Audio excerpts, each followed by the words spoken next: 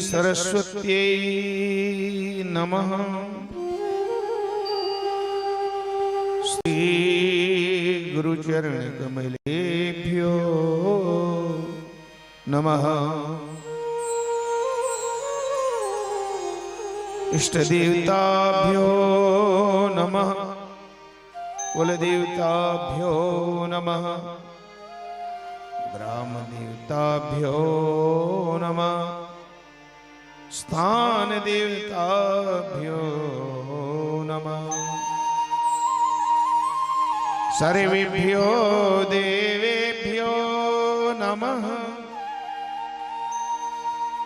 सर्वेभ्यो ब्राह्मणेभ्यो नमः। सिद्धि बुद्धि सहिताय श्रीमन्महागणाधिपतये नमः। गजाननं भूतगणादिसेवितं कपित्तजम्बूफलचारुभक्षणम् उमासुतं शोकविनाशकारकम् नमामि विघ्नेश्वर पाद पंकजम्। वक्रतुंड महाकाय सूर्यकोटि समप्रभ निर्विघ्नं कुरु मे देव सर्वकार्येषु सर्वदा।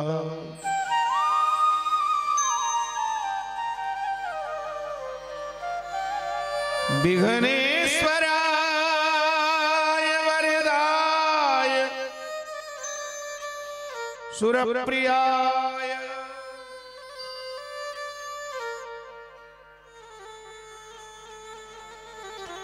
लंबोदराय शकलाय जगद्दिता नागाननाय श्रुति यज्ञ विभूषिताय गौरीसुताय गणनाथ नमो नमस्ते।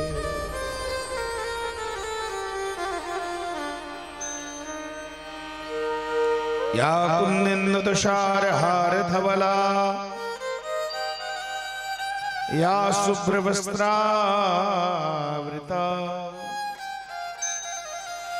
या वीणावरदण्डमण्डितकरा या श्वेतपद्मासना या ब्रह्माच्युतशङ्कर प्रभृतिभिर्देवैः सदा वन्दिता सा मां पातु सरस्वती भगवती निःशेषजाड्यापः। गुरुर्ब्रह्मा गुरुर्विष्णु गुरुर्देवो महेश्वर गुरुः साक्षात् परब्रह्म तस्मै श्री गुरुवे नमः।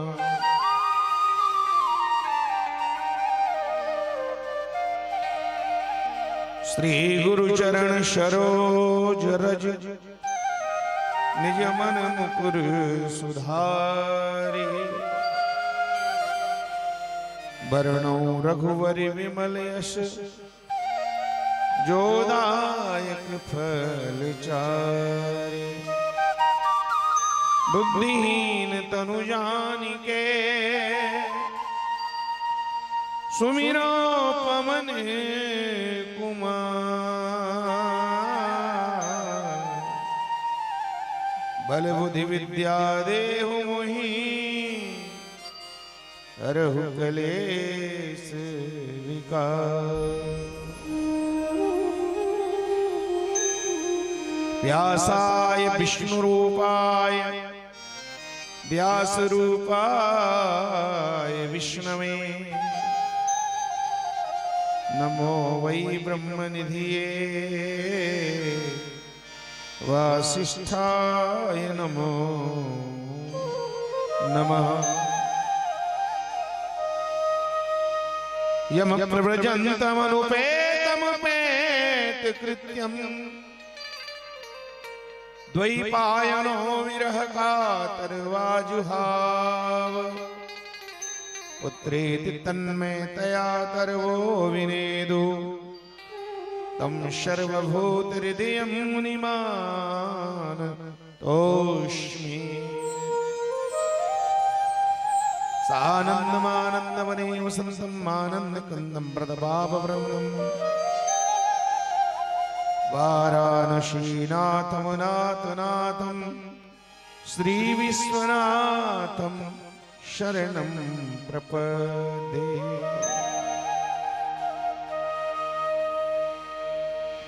लोकाभिरामं रणरङ्गधीरं राजीवनेत्रं रघुवंशनाथं कारुण्यरूपं करुणाकरन्तं श्रीरामचन्द्रं शरणं प्रपद्ये।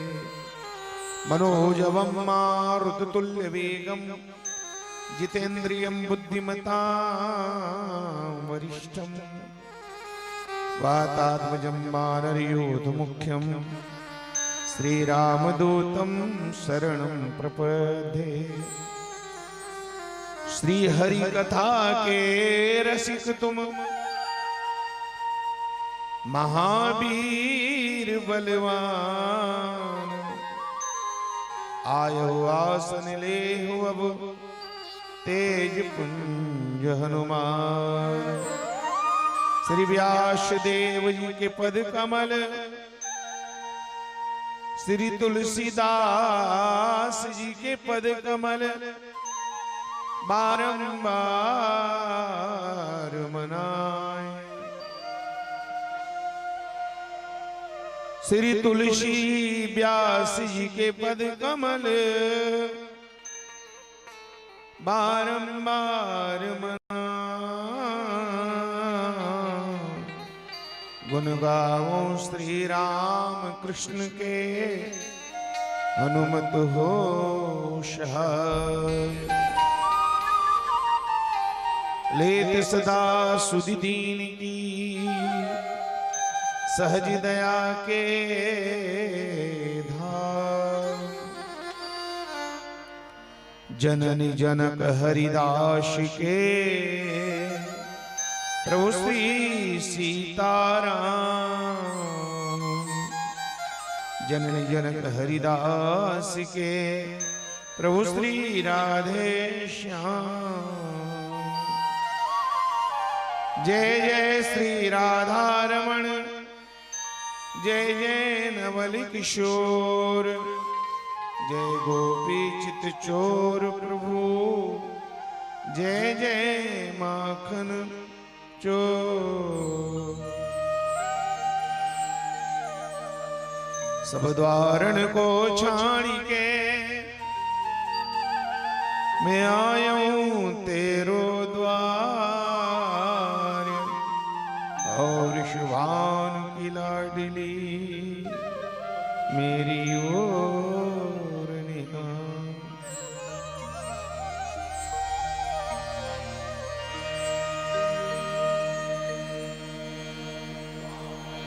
जय गणेश जय गणेश जय गणेश देवा।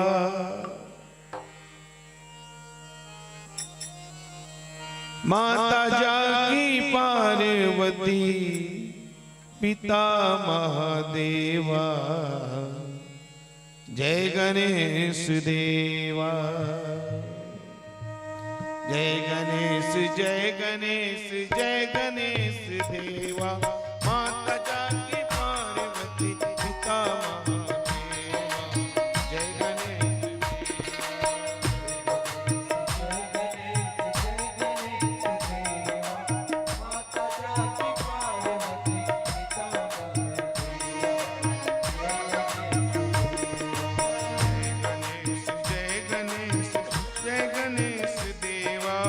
माता जाकी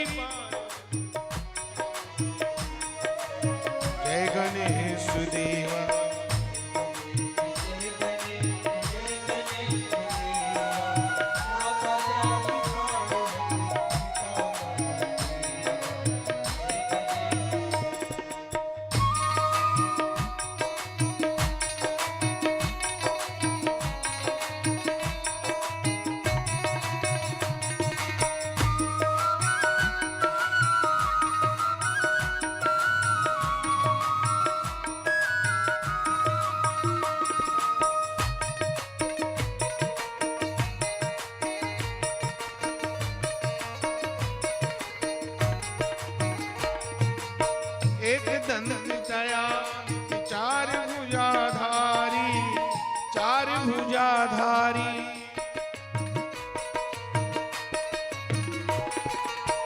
एक दंत दयावंत चार भुजाधारी, चार भुजाधारी। एक वंत दयावंत चार भुजाधारी, चार भुजाधारी।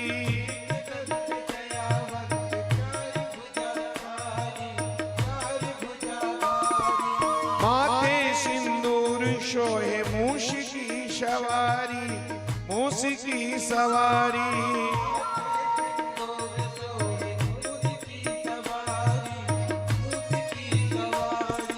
पान चढ़े फूल चढ़े, हार चढ़े फूल चढ़े, और चढ़े मेवा जय गणेश देवा।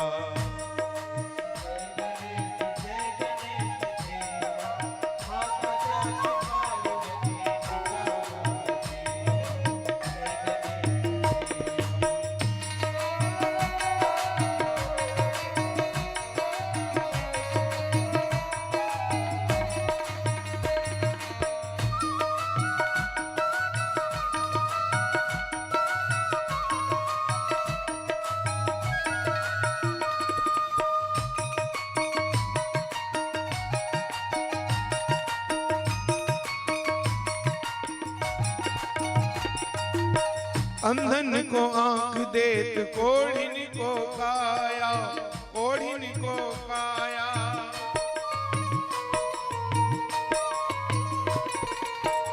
अंधन को आंख देत कोढ़िन को काया, कोढ़िन को काया। बांझन को पुत्र देत निर्धन को माया, निर्धन को माया।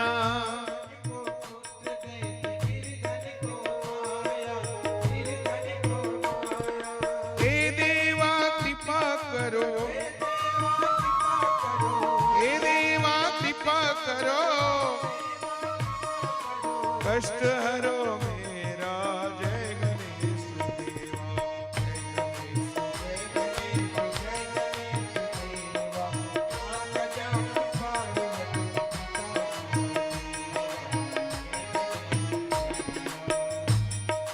बार बार वंदना, हजार बार वंदना। गौरी के नंदना वो बार बार वंदना, बार बार वंदना।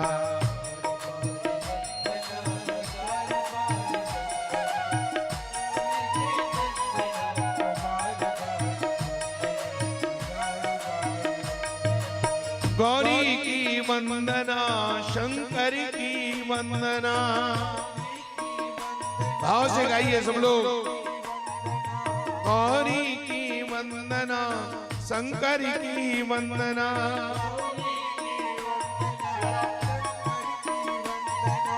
गौरी के नंदना वो बार बार वंदना, बार बार वंदना, बार बार।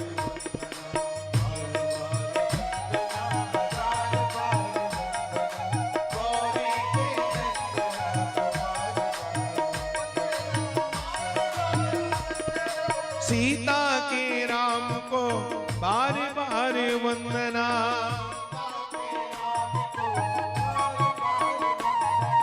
राधा के श्याम को हजार बार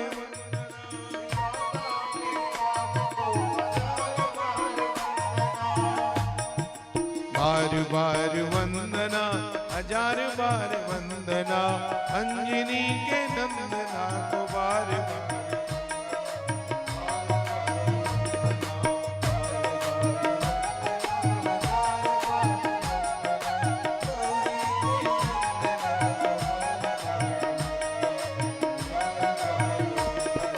बार बार वंदना, चार बार वंदना।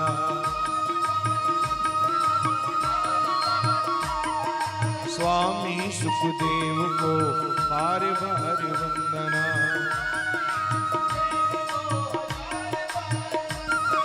श्री गुरुदेव को हजार बार वंदना।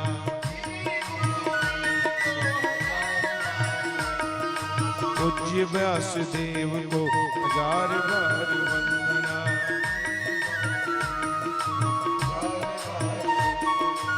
बार बार वंदना, हजार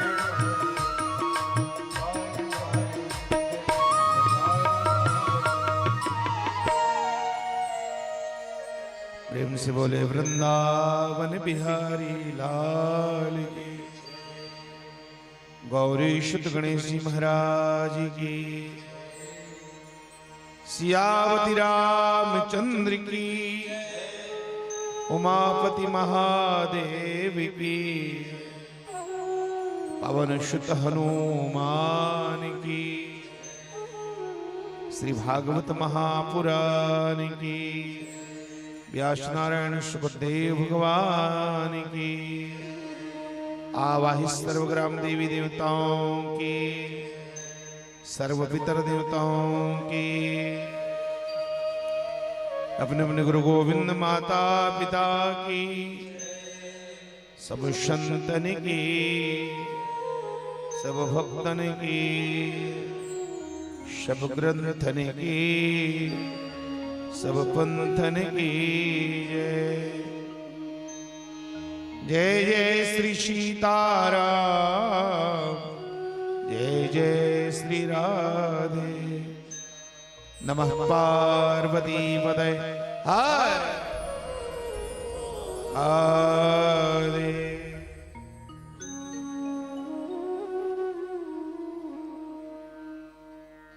श्री हरिये नमः। परम मंगल में भगवान नंद नंदन यशोदानंदन आनंद कंद सच्चिदानंद भक्त भयहारी गिरिवरधारी अशुदारी भगवान मदन मोहन मुरारी श्री बालकृष्ण की वांग में प्रतिस्वरूपा श्रीमद् भागवत महापुराण सप्ताह ज्ञान की कथा यात्रा के इस पावन पड़ाव में शुभारंभ मेला में परमात्मा के पावन चरणों में विराजमान धर्म भूमि, प्रेम भूमि, भक्ति भूमि, संतों की, विद्वानों की, ब्राह्मणों की पावन भूमि, माता सद्वहनिया की पावन भूमि, पांडुका धाम के एवं आसपास के अन्य नगरों से, दूर दराजों से भगवत कथा रसपान हेतु पधारे हुए आदरणीय संतजनों, सम्मान्य बुजुर्गजनों, विप्रजनों, परम श्रद्धामयी, वात्सल्यमयी, करुणामयी, ममतामयी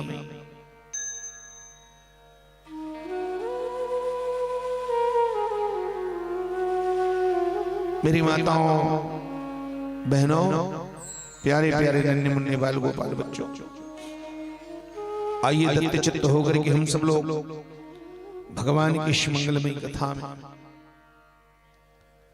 जो कथा जीवन की समस्त व्यथाओं को मिटाने वाली है,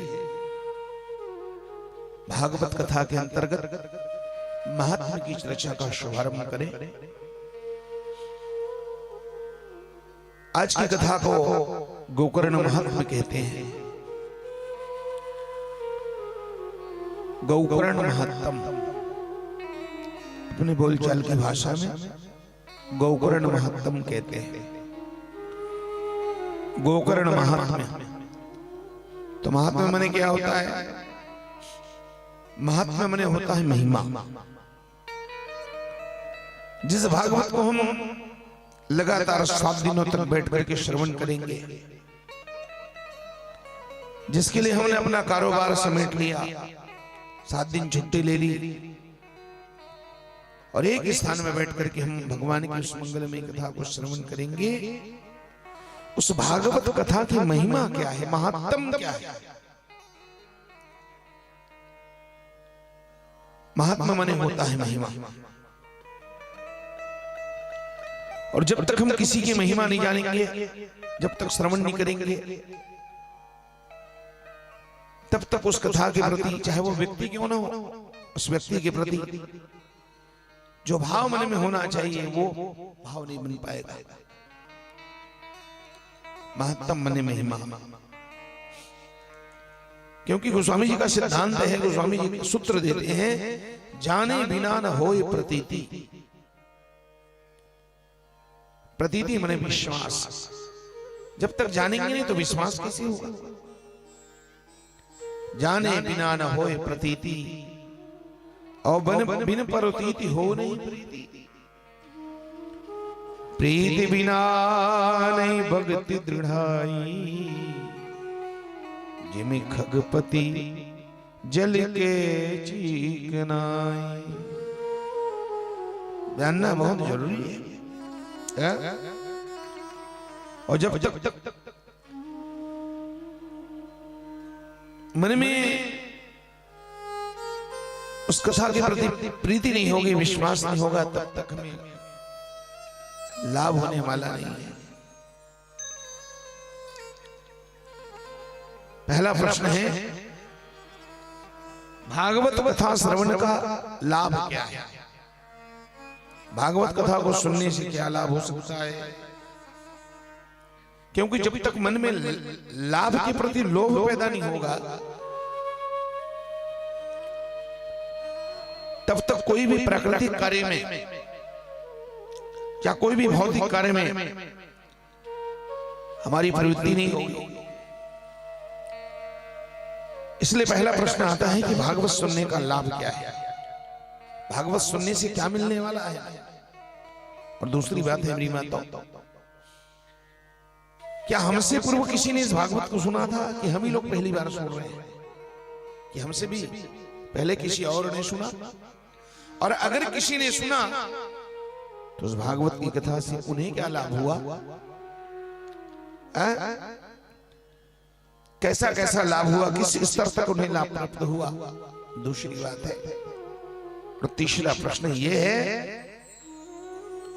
भागवत को किस विधि से सुनना चाहिए, इसके सुनने का विधान क्या है, तरीका क्या है, ताकि भागवत कथा का पूरा पूरा लाभ हमें प्राप्त हो सके।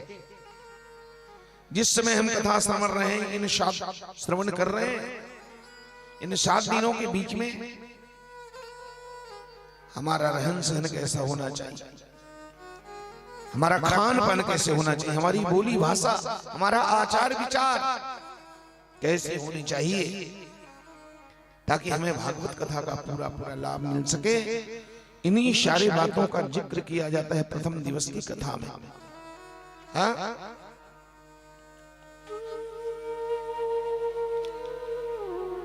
ताकि हमें पूरे भागवत का लाभ मिल सके। इसी के नाम है महिमा। आइए हम इस महिमा को सुने। उसके पूर्व भागवत का ये पहला श्लोक महात्म का, इस कथा, इस मंगलाचरण को बोल करके, इस मंगल में श्लोक को बोल करके कथा सुनने का शुभारंभ करें। ये हमारे गुरु जी की परंपरा। सब लोग मंगल में इस महात्म के प्रथम श्लोक का पाठ करेंगे। इस पहले श्लोक में भगवान बालकृष्ण को, ठाकुर जी को नमन किया गया है, वंदन किया गया है, और ठाकुर जी आपके सम्मुख विराजमान है। तो भगवान की तरफ सुंदर भावों से निहारते हुए दोनों हाथ जोड़ करके हम भगवान को नमस्कार करें। और ये मंगलाचरण का पहला श्लोक सब लोग प्रेम से बोले, बोलो वृंदावन बिहारी लाल। मेरे साथ बोलिए, सच्चिदानंद रूपाय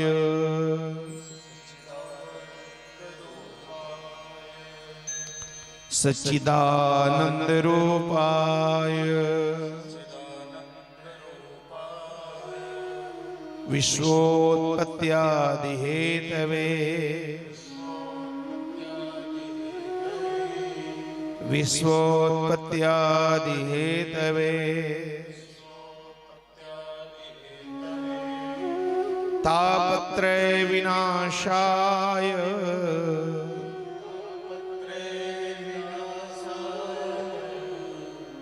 तापत्रय विनाशाय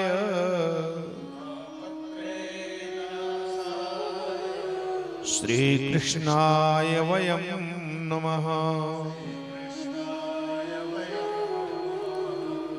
श्री कृष्णाय वयं नमः।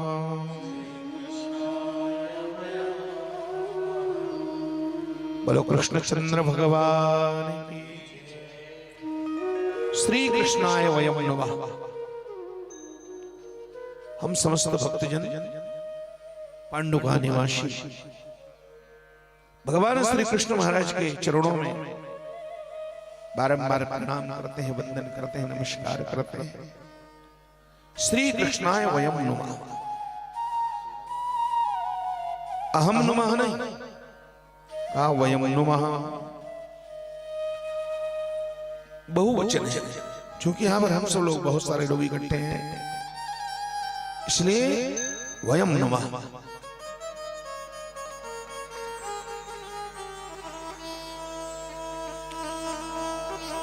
भगवान कृष्ण के चरणों में हम बारंबार नमन करते हैं, वंदन करते हैं, प्रणाम करते हैं। इस एक श्लोक में भगवान की 3 महिमा का वर्णन किया है वेद व्यास जी महाराज ने।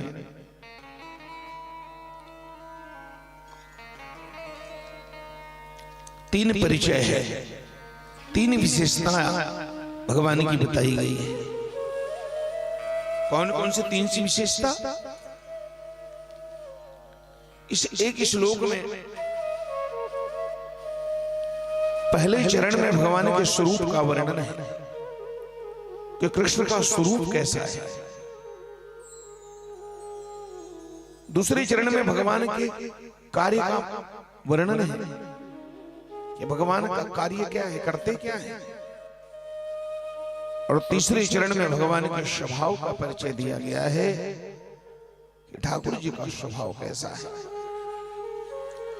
अभी अभी हम सब लोगों ने पढ़ा सच्चिदानंद रूपाय, ये भगवान का स्वरूप है सज्जनों। सच्चिदानंद रूपाय, इसमें रूप शब्द है ना, यही तो भगवान का स्वरूप है। क्या भगवान सच्चिदानंद स्वरूप है। बोलो सच्चिदानंद भगवान की जय। और सच्चिदानंद किसको कहेंगे? जिसके अंदर 3 गुण हो और तीनों गुणों से जो ओतप्रोत हो उसे सच्चिदानंद कहते हैं। सच्चिदानंद में 3 शब्द मिले हुए हैं, 3 शब्दों को मिलाकर के तो सच्चिदानंद शब्द प्रकट होता है। कौन कौन से 3 शब्द हैं? पहला है सत, दूसरा है चित और तीसरा है आनंद। सत चित आनंद बराबर हो गया सच्चिदा। तो सत्य की परिभाषा क्या है? सत्य किसे कहते हैं? अलग अलग इसकी व्याख्या करें। मोटे मोटे शब्दों में तो सच्चित आनंद तीनों को मिला के बना सच्चिदानंद, लेकिन अलग अलग इसकी व्याख्या करते हैं। सत्य किसे कहते हैं? तो कहा जाता है सज्जनों, सत्य कहिए जो विनिशे नाही। सत्य उसे कहा जाता है जिसका त्रिकाल में कभी नाश नहीं होता, अथवा जो तीनों काल में मौजूद रहता है, वही सत्य है। जो भूतकाल में था, जो वर्तमान काल में है और जो भविष्य काल में रहेगा। तो कौन था? भूतकाल में कौन था? समय को 3 कालों में 3 भागों में बांटा गया है, भूतकाल, वर्तमान काल और भविष्य काल। पास्ट, प्रेजेंट और फ्यूचर, 3 टेंस होते हैं। जो पहले था, सृष्टि के पहले था, जब सृष्टि नहीं बनी थी, दुनिया नहीं बनी थी, तो जो सृष्टि के पूर्व था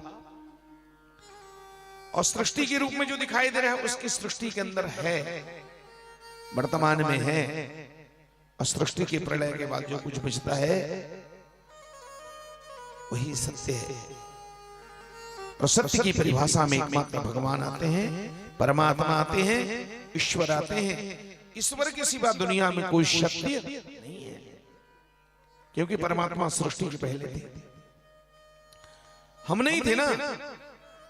जन्म से पहले हमारा कोई अस्तित्व था नहीं, और मरने के बाद भी हमारा कोई अस्तित्व रहने वाला। हम तो केवल एक काल में हैं, वर्तमान काल में हैं। ना हम भूत में थे और ना हम भविष्य में रहेंगे।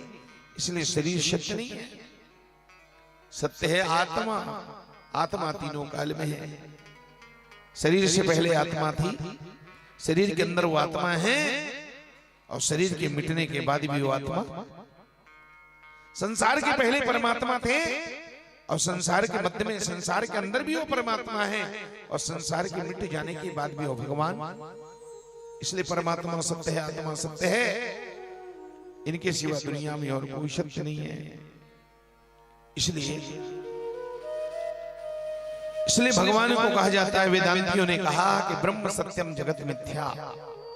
ईश्वर सत्य है, संसार मिथ्या है, बदलने वाला है, चेंज होने वाला है। ये रोज बदल रहा है, आज कुछ है कल कुछ और है, परसों इसका रूप और बिगड़ जाता है।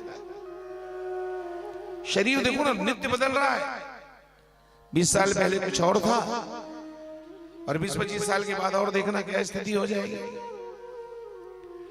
तो जो नित्य बदल रहा है वो सत्य नहीं है, जो कभी ना बदले।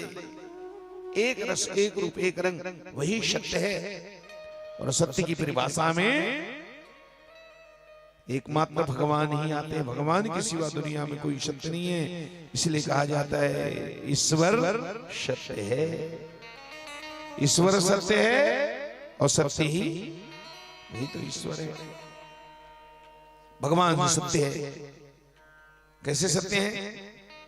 एक उदाहरण मैं आपको बताऊं, बिल्कुल सरल सा उदाहरण, और सरल दृष्टांत में कठिन कठिन बातें समझ में, सिद्धांत जो है ना, कठिन सिद्धांत सहज में समझ में आ जाता है। ईश्वर सत्य है बोले कैसे सत्य है? जैसे सोना सत्य है। हम जो गहना पहने हैं नाना प्रकार के, कुंडल जो आप कानों में पहने हैं, नेकलेस जो गले में पहने हैं, मंगलसूत्र धारण किए हैं। मेरी माता, वो झुमका बनने से पहले क्या था? बोले सोना था। नाना प्रकार के जब गहना नहीं बने थे, उसके पहले स्वर्ण था, सोना था। सोना तीनों काल में है, झुमका तीनों काल में नहीं है, गहना तीनों काल में नहीं है, जेवर तीनों काल में नहीं है, पर सोना तीनों काल में है। झुमका बनने के पहले भी सोना था, और झुमका के रूप में भी सोना ही है। और झुमका को गलवा दिया जाए, पिटवा दिया जाए, लास्ट में क्या बचेगा? सोना ही तो बचेगा। सोना सत्य है कि झुमका सत्य है? सोना सत्य, झुमका सत्य नहीं, क्योंकि तीनों काल में नहीं है। गहना बनने के पहले झुमका था नहीं, और गलने के बाद में झुमका रहने वाला, तो क्या रहेगा? सोना। बनने के पहले भी सोना, नाना प्रकार के गहनों के रूप में वो सोना, और गलने के बाद भी, बनने के पहले भी सोना और गलने के बाद भी सोना। इसलिए सोना सत्य है, गहना सत्य नहीं है। कुम्हार का घड़ा आपने देखा है, घड़ा बनने के पहले क्या था? माटी था। तो माटी सत्य के, घड़ा सत्य है? माटी सत्य तीनों काल में है। घड़ा बनने के पूर्व में भी माटी, और नाना प्रकार के बर्तनों के घड़ा के रूप में भी वही माटी, और घड़ा के टूटने फूटने के बाद लास्ट में भी घड़ा सत्य की माटी सत्य है। माटी सत्य है क्योंकि वो अजन्मा है। जन्म होता है घड़े का, जन्म होता है गहने का। झुमका का जन्म कहां होता है? झुमका कहां बनता है? किसके घर में? हाँ? तो झुमका का गहने का जन्म होता है सोनार के घर में ना। गहने का जन्म हुआ सोनार के घर में, हड़िया मटकी का जन्म हुआ कुम्हार के घर में, भाटा मुरई के जन्म हुआ मरार के घर में। ऐसे ही शरीर का जन्म होता है साहू नित कलार के घर में, ठेठवार के घर में, नहीं तो बिंजवार के घर में। जन्म लेता है शरीर, आत्मा अजन्मा है। मेरी मां तौर आत्मा सत्य है तीनों काल में, शरीर सत्य नहीं है। और जो जन्मता है वही तो मरता है। शरीर जन्मता है इसलिए शरीर मरता है। आत्मा नहीं जन्मती इसलिए आत्मा कभी मरती भी नहीं है। हड़िया बनता है इसलिए हड़िया टूटता है, माटी कभी नहीं बनता इसलिए माटी टूटता फूटता नहीं है। ठीक है। झुमका बनता है इसलिए झुमका गलता है, सोना कभी गलने वाला वजनमा है। ऐसे ही आत्मा है, आत्मा सत्य है, आत्मा परमानेंट है। आज की भाषा में आत्मा परमानेंट है, मिट्टी परमानेंट है, मटकी टेम्परेरी है। आत्मा परमानेंट है, शरीर टेम्परेरी है। इसको मैं एक भजन में सुनाता हूं आपको, आप सुने भी हैं। पूर्व में मैंने इसको कई बार गाया। मेरे गुरुदेव भगवान का प्रसिद्ध लिखा हुआ भजन, आत्मा परमानेंट है, उसकी सिवा कोई परमानेंट नहीं है। तब हमारे गुरु जी कहते हैं, जगत में कोई न परमाने, जगत में कोई न परमाने, जगत में कोई न परमाने, जगत में कोई न परमाने, जगत में कोई न परमाने, जगत में कोई न परमाने। तेल चमेली साबुन शैम्पू, तेल चमेली साबुन शैम्पू, तेल चमेली साबुन शैम्पू, तेल चमेली साबुन शैम्पू, चाहे लगा लो सेंट, जगत में कोई न परमाने, जगत में कोई न परमाने, जगत में कोई न परमाने, जगत में कोई न परमाने। आवागमन लगा दुनिया में, जगत है रेस्टोरेंट, आवागमन लगा दुनिया में, जगत है रेस्टोरेंट, आवागमन लगा दुनिया में, जगत है रेस्टोरेंट, वो आवागमन लगा दुनिया में, जगत है रेस्टोरेंट। अंतकाल में उखड़ जाएगा, अंतकाल में उखड़ जाएगा, अंतकाल में उखड़ जाएगा, अंतकाल में उखड़ जाएगा, सबके तंबू टेंट, जगत में कोई न परमाने, जगत में कोई न परमाने। हरिद्वार चाहे मथुरा काशी, घूमो दिल्ली के, हरिद्वार चाहे मथुरा काशी, घूमो दिल्ली के, हरिद्वार चाहे मथुरा काशी, घूमो दिल्ली के, हरिद्वार चाहे मथुरा काशी, घूमो दिल्ली के, चाहे पहनो धोती कुर्ता, धोती कुर्ता, चाहे पहनो धोती कुर्ता, चाहे पहनो धोती कुर्ता, या पहनो फुल पेंट, जगत में कोई न परमाने, जगत में कोई न परमाने। आया है सो जाएगा राजा रंग फकीर, एक सिंहासन चढ़ी चले, एक बंधे जंजीर। सबको जाना है, यहाँ कोई सदा सदा रहने वाला, सबको जाना है। सब लोग जा रहे हैं। कौन कौन जा रहे हैं? राष्ट्रपति या जनरल कर्नल अथवा लेफ्टिने, हो राष्ट्रपति या जनरल कर्नल अथवा लेफ्टिनेंट, राष्ट्रपति या जनरल कर्नल अथवा लेफ्टिनेंट, हो राष्ट्रपति या जनरल कर्नल तख्त वाले पीले। काल सभी को खा जाएगा, काल सभी को खा जाएगा, काल सभी को खा जाएगा, काल सभी को खा जाएगा। किनको किनको? अरे लेडीज हो चाहे जेंट्स, जगत में कोई न परमाने, जगत में कोई न परमाने।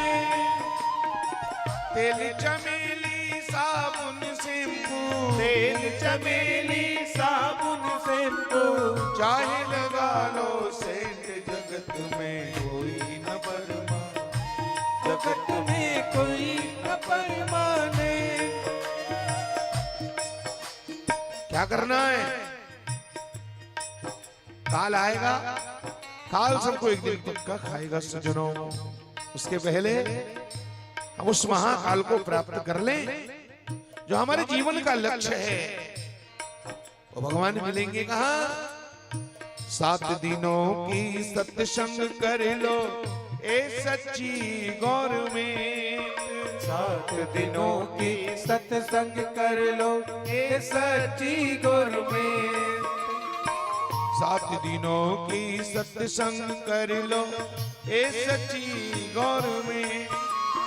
7 दिनों की सत्संग कर लो ये सच्ची गौरमेंट।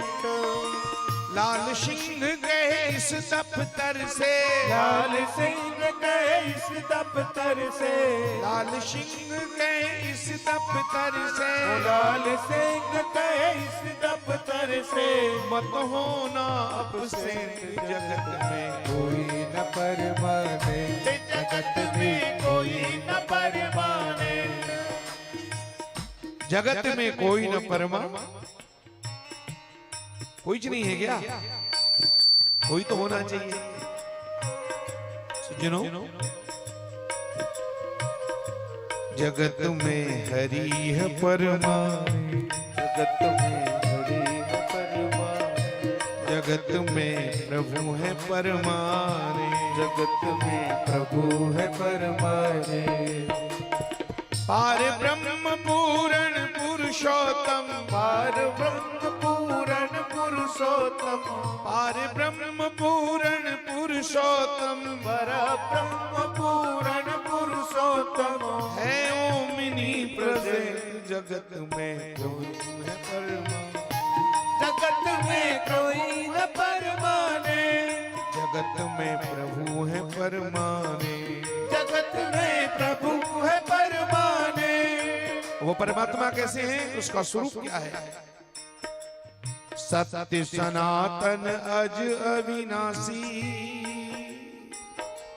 वो परमात्मा सत्य है, वो सनातन है, वो परमात्मा अजन्मा और अविनाशी है।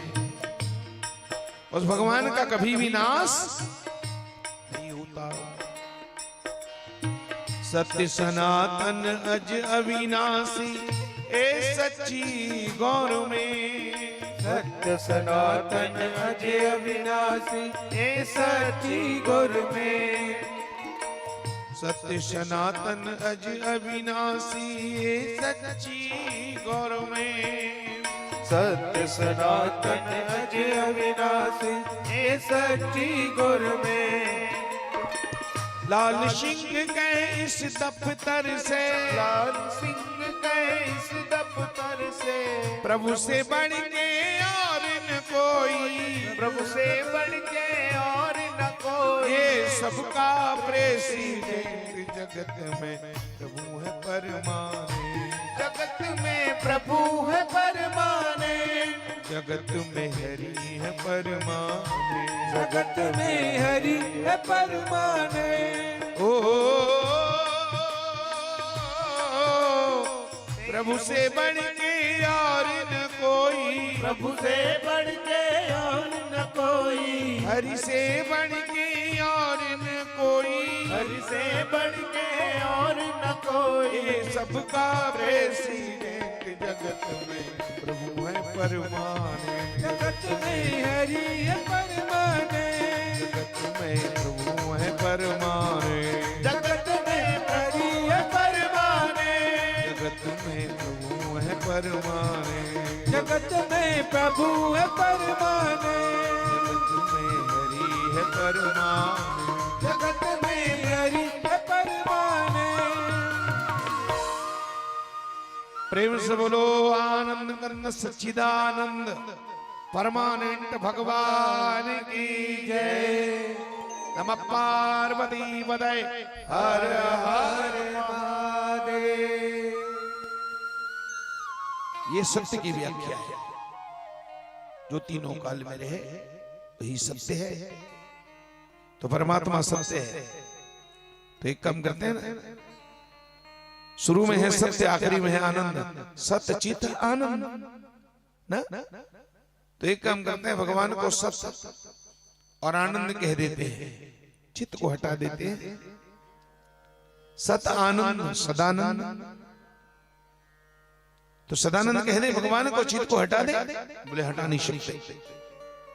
अगर हमने सच्चिदानंद से चित्त को हटाया तो फिर भगवान की पूरी पूरी व्याख्या नहीं होगी, क्योंकि परमात्मा में चित्त का रहना बहुत जरूरी है। और चित्त माने होता है चैतन्य। भगवान चैतन्य है, भगवान जड़ नहीं है।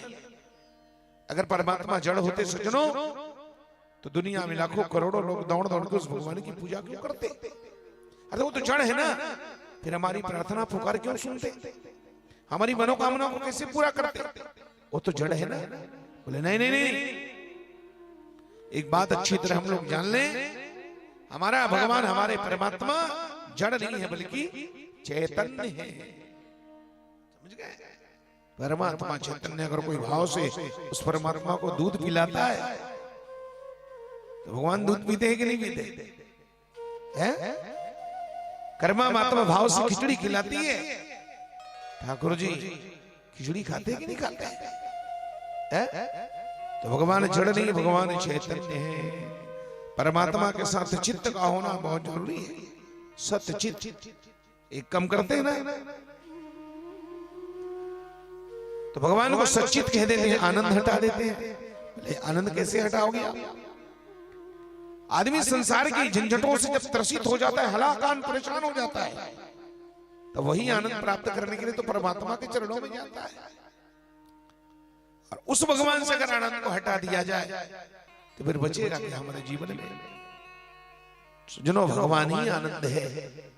भगवान के सिवा और कहीं भी दुनिया में, संसार के नाशवान पदार्थों में आदमी आनंद खोजते खोजते जब त्रसित हो जाता है, थक जाता है, जब दुनिया के कोई पदार्थ से आनंद नहीं आता, तब आदमी संसार से मुंह मोड़ करके परमात्मा की ओर आनंद प्राप्त करने के लिए जाता है, क्योंकि भगवान ही आनंद है। भगवान आनंद है, भगवान में आनंद है।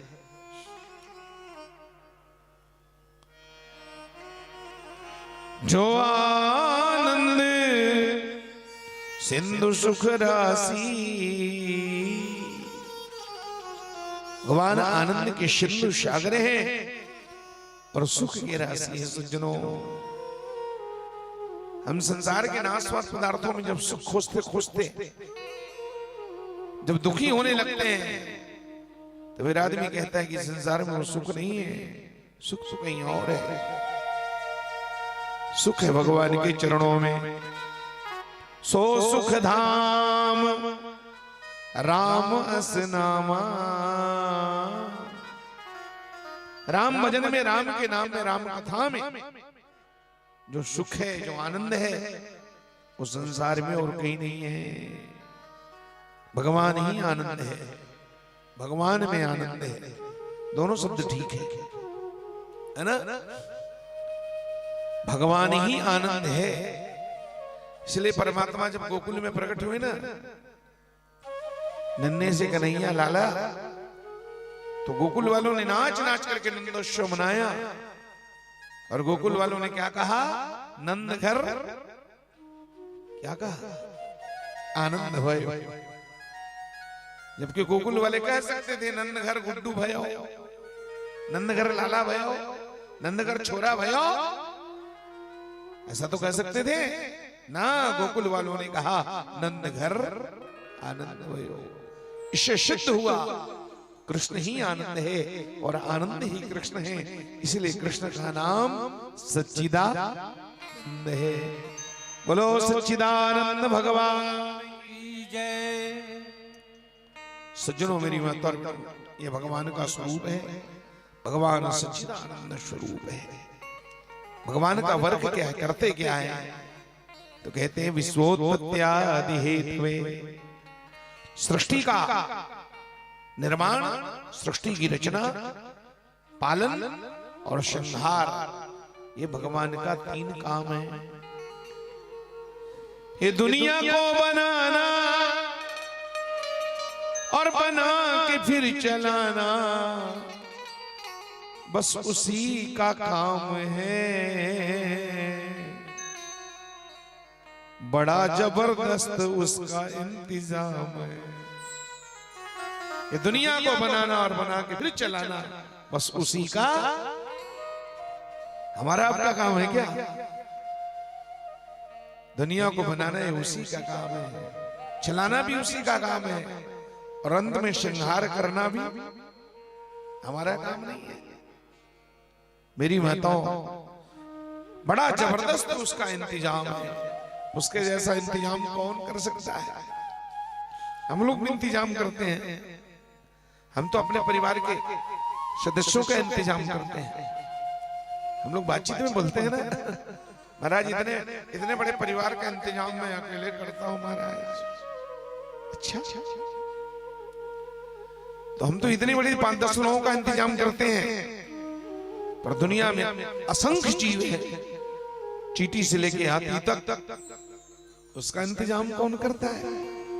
अच्छा चलो, हम तो संसार में जो जिंदा जन्म लेके जो सामने खड़ा है, उसका इंतजाम करते हैं, लेकिन जो माँ के पेट में 7-8 महीने का बच्चा उल्टा लटका है, झिल्ली में बंद है ना, उस बच्चे का जो माँ के गर्भ में उल्टा लटका है, उसका इंतजाम कौन कर सकता है? बोलो, उसका इंतजाम हम तो नहीं करते ना, उसका इंतजाम तो भगवान करते हैं सज्जनों। और क्या उसका जबरदस्त इंतजाम है, माँ के पेट के अंदर उल्टा लटका है, फिर भी वो वहां दाना पानी उसको जा रहा है, वो खा रहा है, खिलखिला रहा है, खेल रहा है, कूद रहा है? माँ के पेट में वो खा रहा है, खेल रहा है, वहां इंतजाम कैसे? बोले माँ भोजन करती है, और माँ जो भोजन करती है उस भोजन का बनता है रस, और वही रस एक पाइप के माध्यम से बच्चे के पेट तक जाता है। जैसे हम आप लोग नेरवा कहते हैं, नाल कहते हैं, वस्तुतः वो नाल नहीं है, वो एक पाइप है। उस भोजन से बना हुआ रस उस पाइप के द्वारा बच्चे के पेट में जाता है, बच्चा मस्त है ना? कौन ऐसा इंतजाम कर सकता है? कनेक्ट है वो पाइप बच्चे के नाभि से, और बच्चा जब जन्म लेके आता है ना, तो लोग उसको काट देते हैं। अब इसकी जरूरत कहाँ है? कनेक्शन काटो, इस पाइप की जरूरत नहीं है, क्योंकि इसके पास मुंह है, और जब बच्चा मुंह लेकर के संसार में आता है तो तत्काल भगवान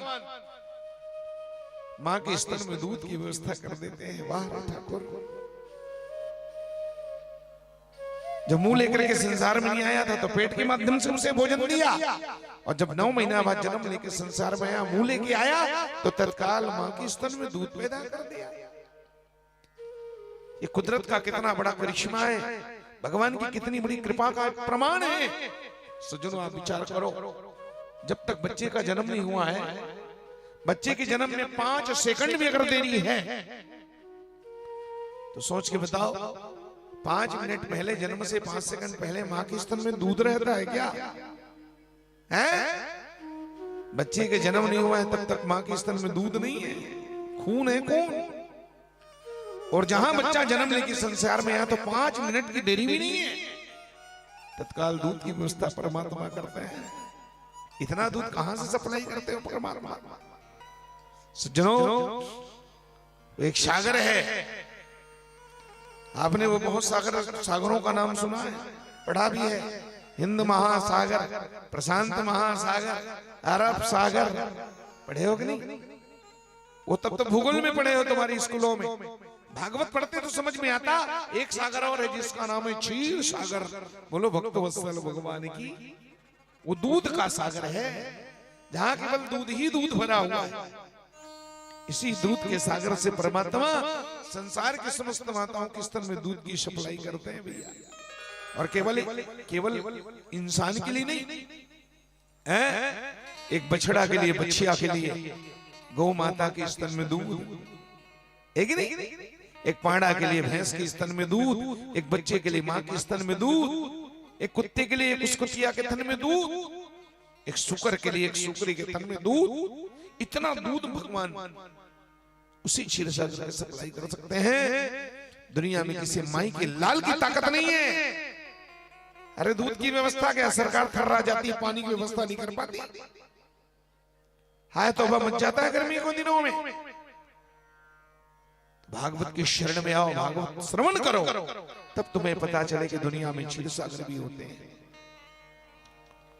बच्चा दूध पी पी करके 6 महीने का हो जाता है माता, और जैसे 6 महीने का होता है एक एक दो चार दांत आने लगते हैं ना, तो फिर भगवान देखते हैं इसके तो दो चार दांत आ गए।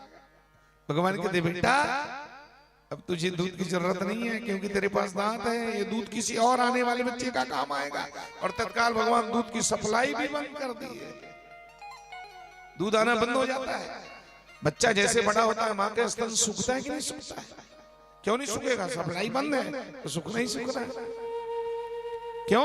भगवान कहते हैं अब तू दाल भात से काम चला सकता है बेटा, तेरे लिए वो सेरेलक है ना, तो बड़ा लकी है, सेरेलक खा सकता है। वो एक सोसाइटी में मिलता है ना, माताएं बना करके देती हैं छोटे छोटे बच्चों को, माताओं को हर मंगलवार को मिलता है कि नहीं? हाँ, क्या बोलते हैं उसको?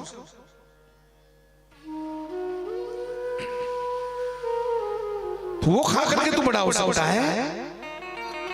ये दूध किसी और आने वाले बच्चे का काम आता है। धन्य है वो परमात्मा। ये दुनिया को बनाना और बना के फिर चलाना बस उसी का इंतजाम है, उसी का काम है। बड़ा जबरदस्त उसका इंतजाम है, वही है भगवान, समझ गए? ये उसका काम है। ये दुनिया को कैसे बनाया परमात्मा ने, देखो ये गेंदा कैसे बनाया, कोई बना सकता है ऐसा? कितना रंग डाला, कहां से रंग लाया होगा समझ नहीं आता, कैसे घोला होगा, कैसे डाला होगा। ईश्वर तेरे दरबार की महिमा अपार है, बंदा न शके जान तेरा क्या विचार है। ये मयूर पंख देखो ना, तो ऐसा बना सकता है? अद्भुत है परमात्मा की कृति है। इन सारी चीजों को देख करके, संसार को देख करके, पेड़ पौधों को, पर्वतों को, फूलों को देख करके सज्जनों समझ में आता है कि इसको कोई न कोई बनाने वाला है, ये अपने आप नहीं बनता। समझ गए? ईमानदारी बताओ, ये माला अपने आप बन गया क्या? अपने आप बन गया माला कि किसी ने बनाया है? माला अपने आप नहीं बन सकता ना, ध्यान रखियो। जब माला अपने आप नहीं बन सकता तो ये फूल भी अपने आप नहीं बन सकता, इसका भी कोई बनाने वाला है। समझ गए? नारियल के लड्डू, नारियल की बर्फी जब अपने आप नहीं बन सकता, तो नारियल भी अपने आप उसका कोई बनाने वाला है। समझ गए?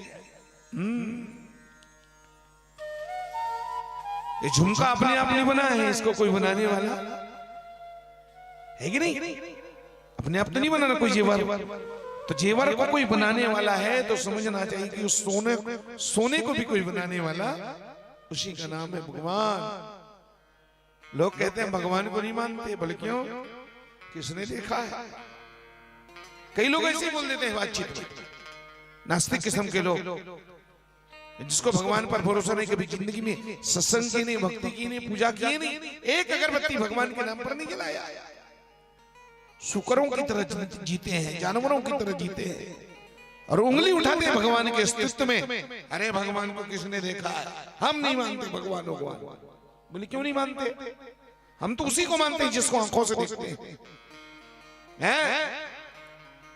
कान में सुनी हुई बात को अपन मानने वाले और बढ़िया से बता देंगे। अरे भैया आंखी के देखा और कान के सुनब में जमीन आसमान का अंतर है। अच्छा, तो हम आंखों में देखते हैं उसको मानते हैं, सुनी हुई बात को हम स्वीकार नहीं कर सकते ना। अच्छा, आप प्रत्यक्षवादी हो। हाँ हाँ बिल्कुल, हम प्रत्यक्ष चीज उसको देखते हैं उसी को मानते हैं, बाकी हम नहीं मानते। तो भगवान को हम नहीं मानते क्योंकि हमने आंखों से देखा नहीं है। अच्छा अच्छा, एक बात बताओ, आपने अमेरिका को देखा है कि नहीं? थोड़ा हाथ ऊपर करके बताना, कौन कौन अमेरिका को देखे हैं? अमेरिका को देखा है? नहीं देखा है ना? पर अमेरिका है कि नहीं है?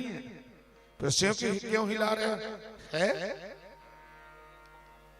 आप तो प्रत्यक्षवादी हो ना, आप तो जिसको देखते हो उसी को मानते हो। अमेरिका देखा नहीं, फिर सिर क्यों हिल रहा है? अमेरिका है, जापान है?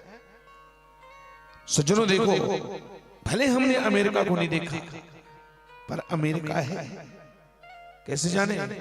बोले जिसने देखा उसने बताया है। जो जिसने जाके देखा उसने आके बताया कि अमेरिका है भैया। तो किसी के कहने पर हमें अमेरिका को मान लेते हैं, किसी के कहने पर जापान दुबई को मान लेते हैं, तो किसी भक्त के कहने पर हमें भगवान को मानना चाहिए कि नहीं? बराबर मान लेना चाहिए।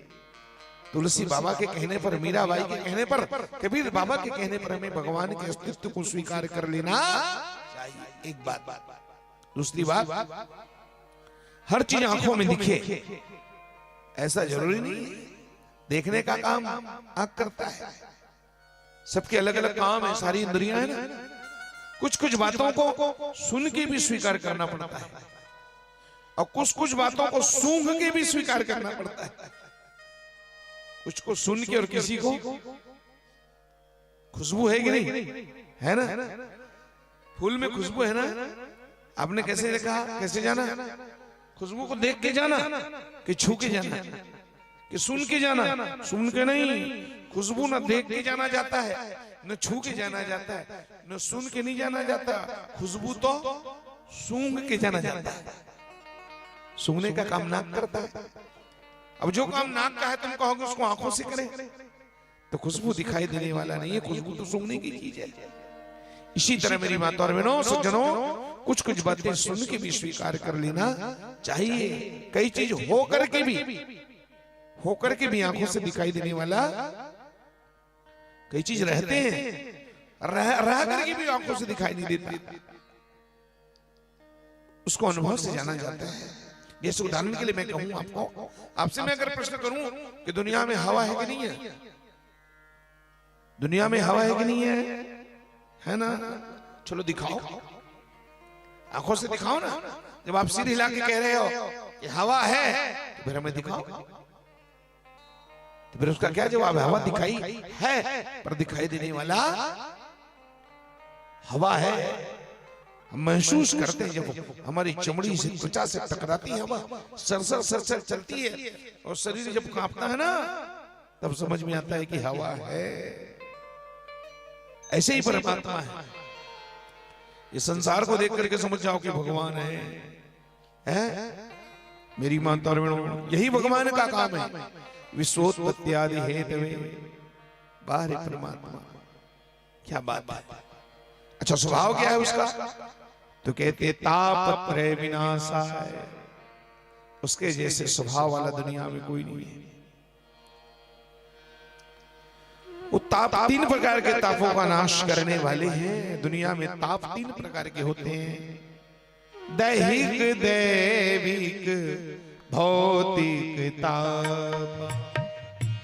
दैहिक, दैविक, भौतिक ताप। गोस्वामी जी बाबा लिखते हैं 3 प्रकार के ताप दुनिया में, दैहिक, दैविक, भौतिक ताप। दैहिक, दैविक, भौतिक ताप।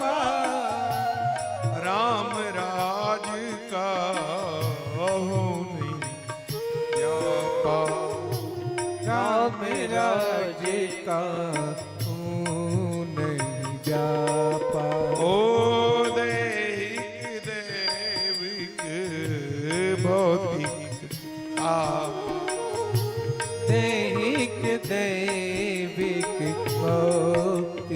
तापा। दैहिक दैविक भौतिक तापा। दैहिक मतलब तन का दुख, दैविक मतलब मन का दुख, और भौतिक मतलब धन का दुख। सरल शब्दों में कहूं तो दुनिया में 3 प्रकार के ताप हैं, 3 प्रकार के दुख हैं। उसको कहते हैं तन मन और धन। कोई तन से परेशान है, भगवान ने धन तो भरपूर दिया है, धन की कमी नहीं उसके जीवन में, पर क्या करे, धन साथ नहीं दे रहा है।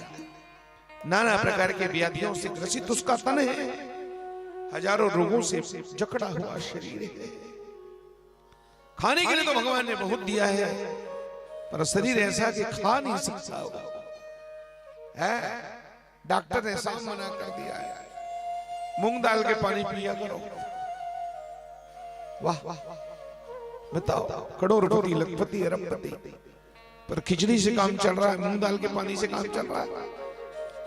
तो कोई तन दुखी और कोई मन से परेशान है। मिडिल क्लास वाले प्राय मन से परेशान होते हैं। तन भी अच्छा है, धन भी है, लेकिन क्या करें, मन में नाना प्रकार की चिंता है, टेंशन, भविष्य की कल्पनाओं को लेकर के नाना प्रकार की चिंताओं से ग्रसित है। कोई तन से दुखी, कोई मन से, तो कोई धन से। गरीब आदमी धन से दुखी मानता हूं, तन तो उनका अच्छा है, कोई प्रॉब्लम नहीं, ना बीपी है ना शुगर है, पर क्या करें, खाना तो चाहता है, भूख तो बहुत है, पर भोजन नहीं है। और एक आदमी के पास भोजन तो है, लेकिन भूख नहीं है। गरीब आदमी कई मीलों चलता है, कई किलोमीटर चलता है एक रोटी कमाने के लिए। गरीब आदमी मीलों चलता है एक रोटी कमाने के लिए, अमीर आदमी कई किलोमीटर चलता है एक रोटी को पचाने के लिए। नहीं चलता है कि नहीं चलता है, रोटी पचा नहीं सकता हो। सबकी अपनी अपनी परेशानी है। मेरी माता और बहनों, किसी के पास खाने के लिए एक वक्त की रोटी नहीं है, किसी के पास खाने के लिए एक वक्त की रोटी नहीं है, और किसी के पास रोटी खाने के लिए वक्त नहीं है ना। संसार में सब परेशानी है। संसार में कोई अपनों के लिए अपनी रोटी छोड़ देता है, संसार में कोई अपनों के लिए रोटी छोड़ देता है, और संसार में कई ऐसे हैं जो रोटी के लिए अपनों को छोड़ देते हैं। कोई तन दुखी, कोई मन दुखी, कोई धन बिन रहत उदास, थोड़े थोड़े सब दुखी बस सुखी राम के।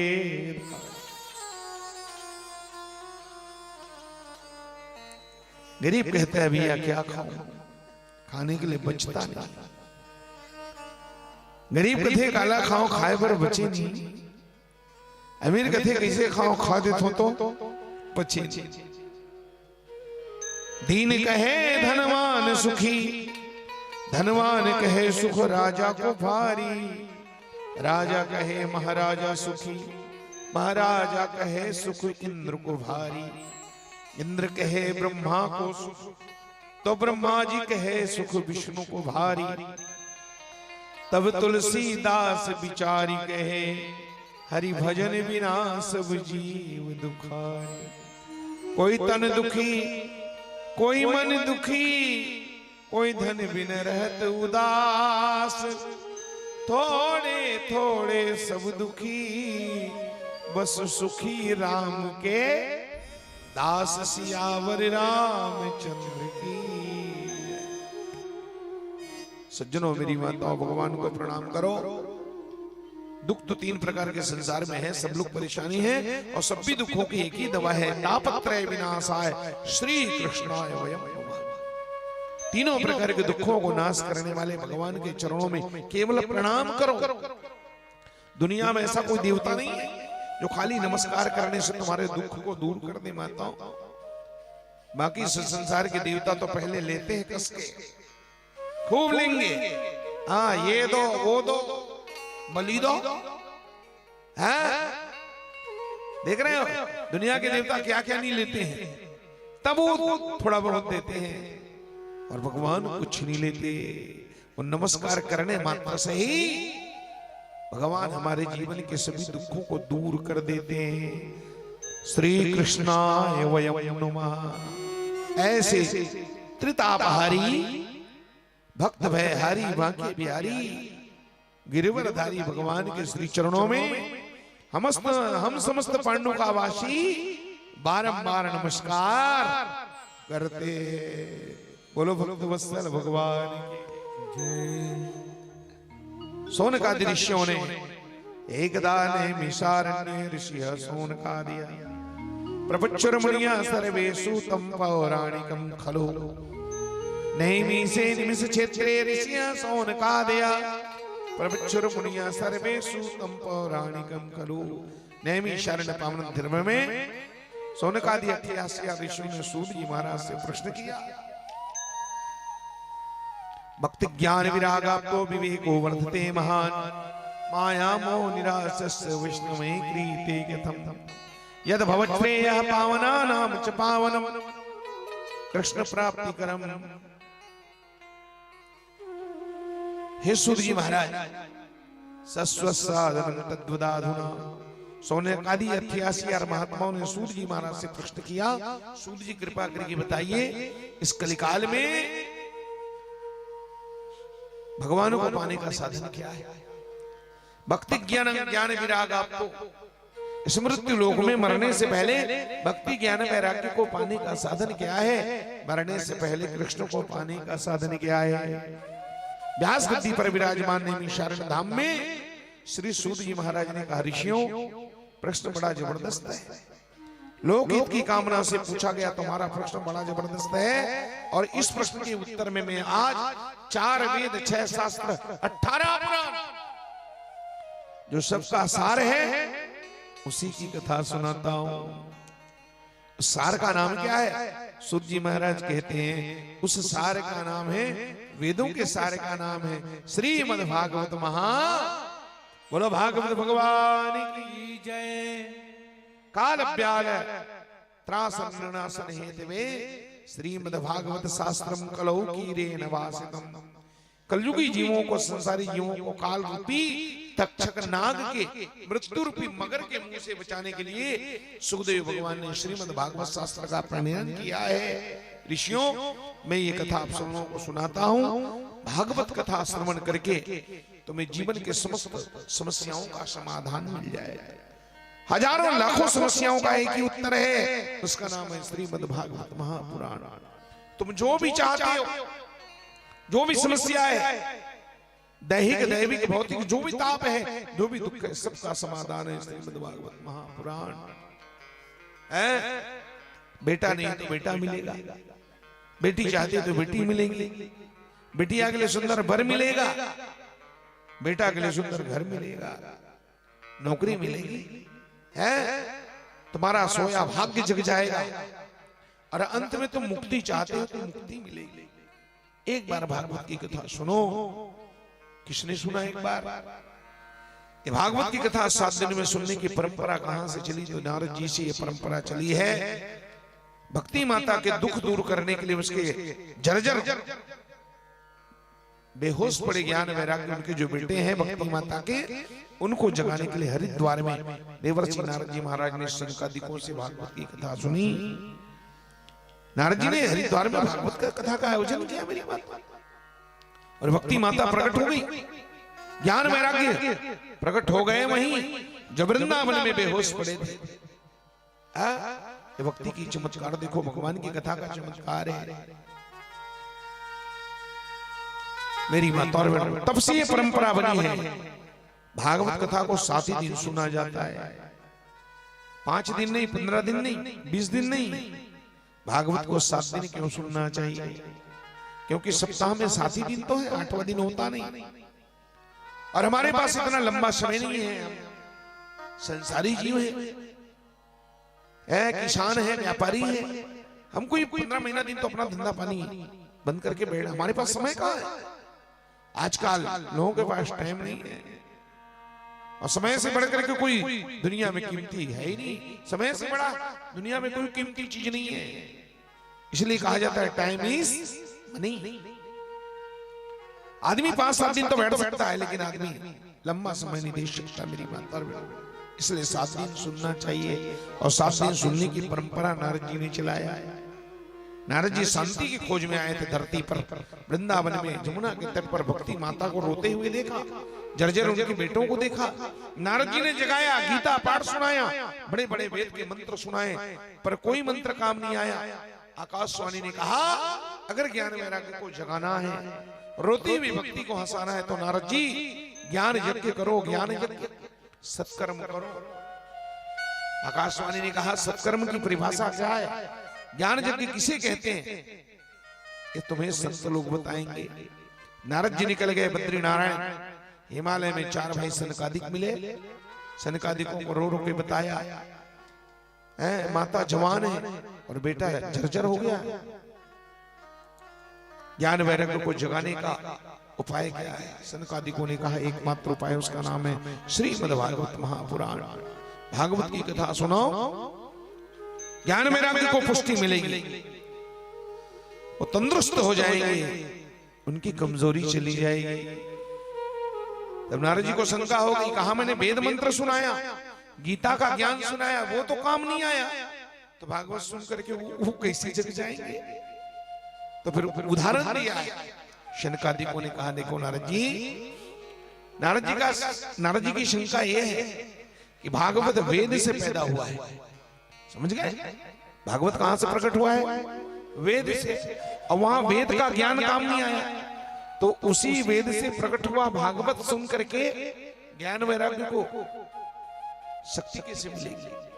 यानी नारद जी का शंका है, वेद बाप है, भागवत उसका बेटा है, तो जहां बाप काम नहीं किया वहां बेटा कैसे काम करेगा? तब सनकादिकों ने कहा, नारद जी इस धोखे में मत जियो, जहां बाप काम नहीं किया बेटा कैसा काम करेगा? अरे बाबा, कभी कभी व्यवहार जगत में ऐसा भी होता है, जो काम बेटा करके दिखाता है वो काम बाप भी। और 3 उदाहरण है भागवत में। एक उदाहरण आता है मेरी माता, आम के फल का। आपने आम देखा है, आम खाया है? बिल्कुल। कहां से पैदा होता है? बोले आम के पेड़ से। पेड़ है तभी तो आम है, पेड़ नहीं होगा तो आम कहां से पैदा होगा? लेकिन ईमानदारी बताओ, जब पेड़ है तो आम है, पेड़ बाप है और आम उसका बेटा हुआ कि नहीं?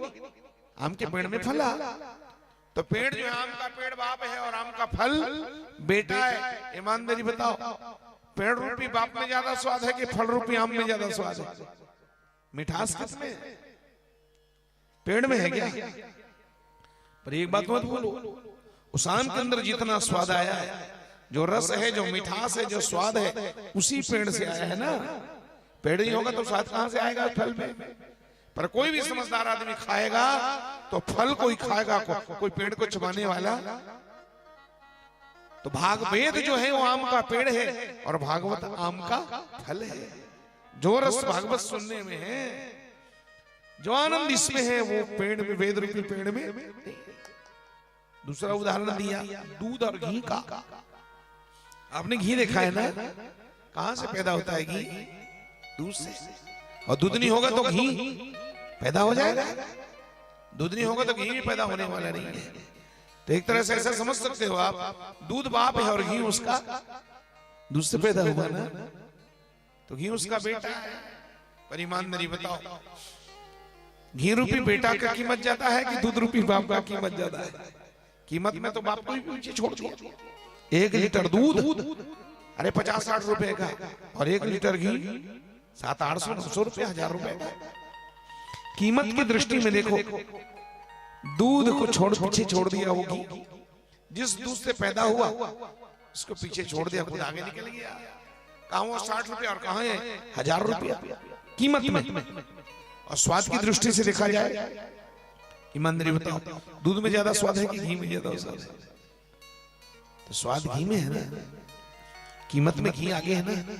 और गुण की दृष्टि से अगर देखा जाए तो जो गुण दूध में नहीं वो गुण घी में 1000 गुना ज्यादा है।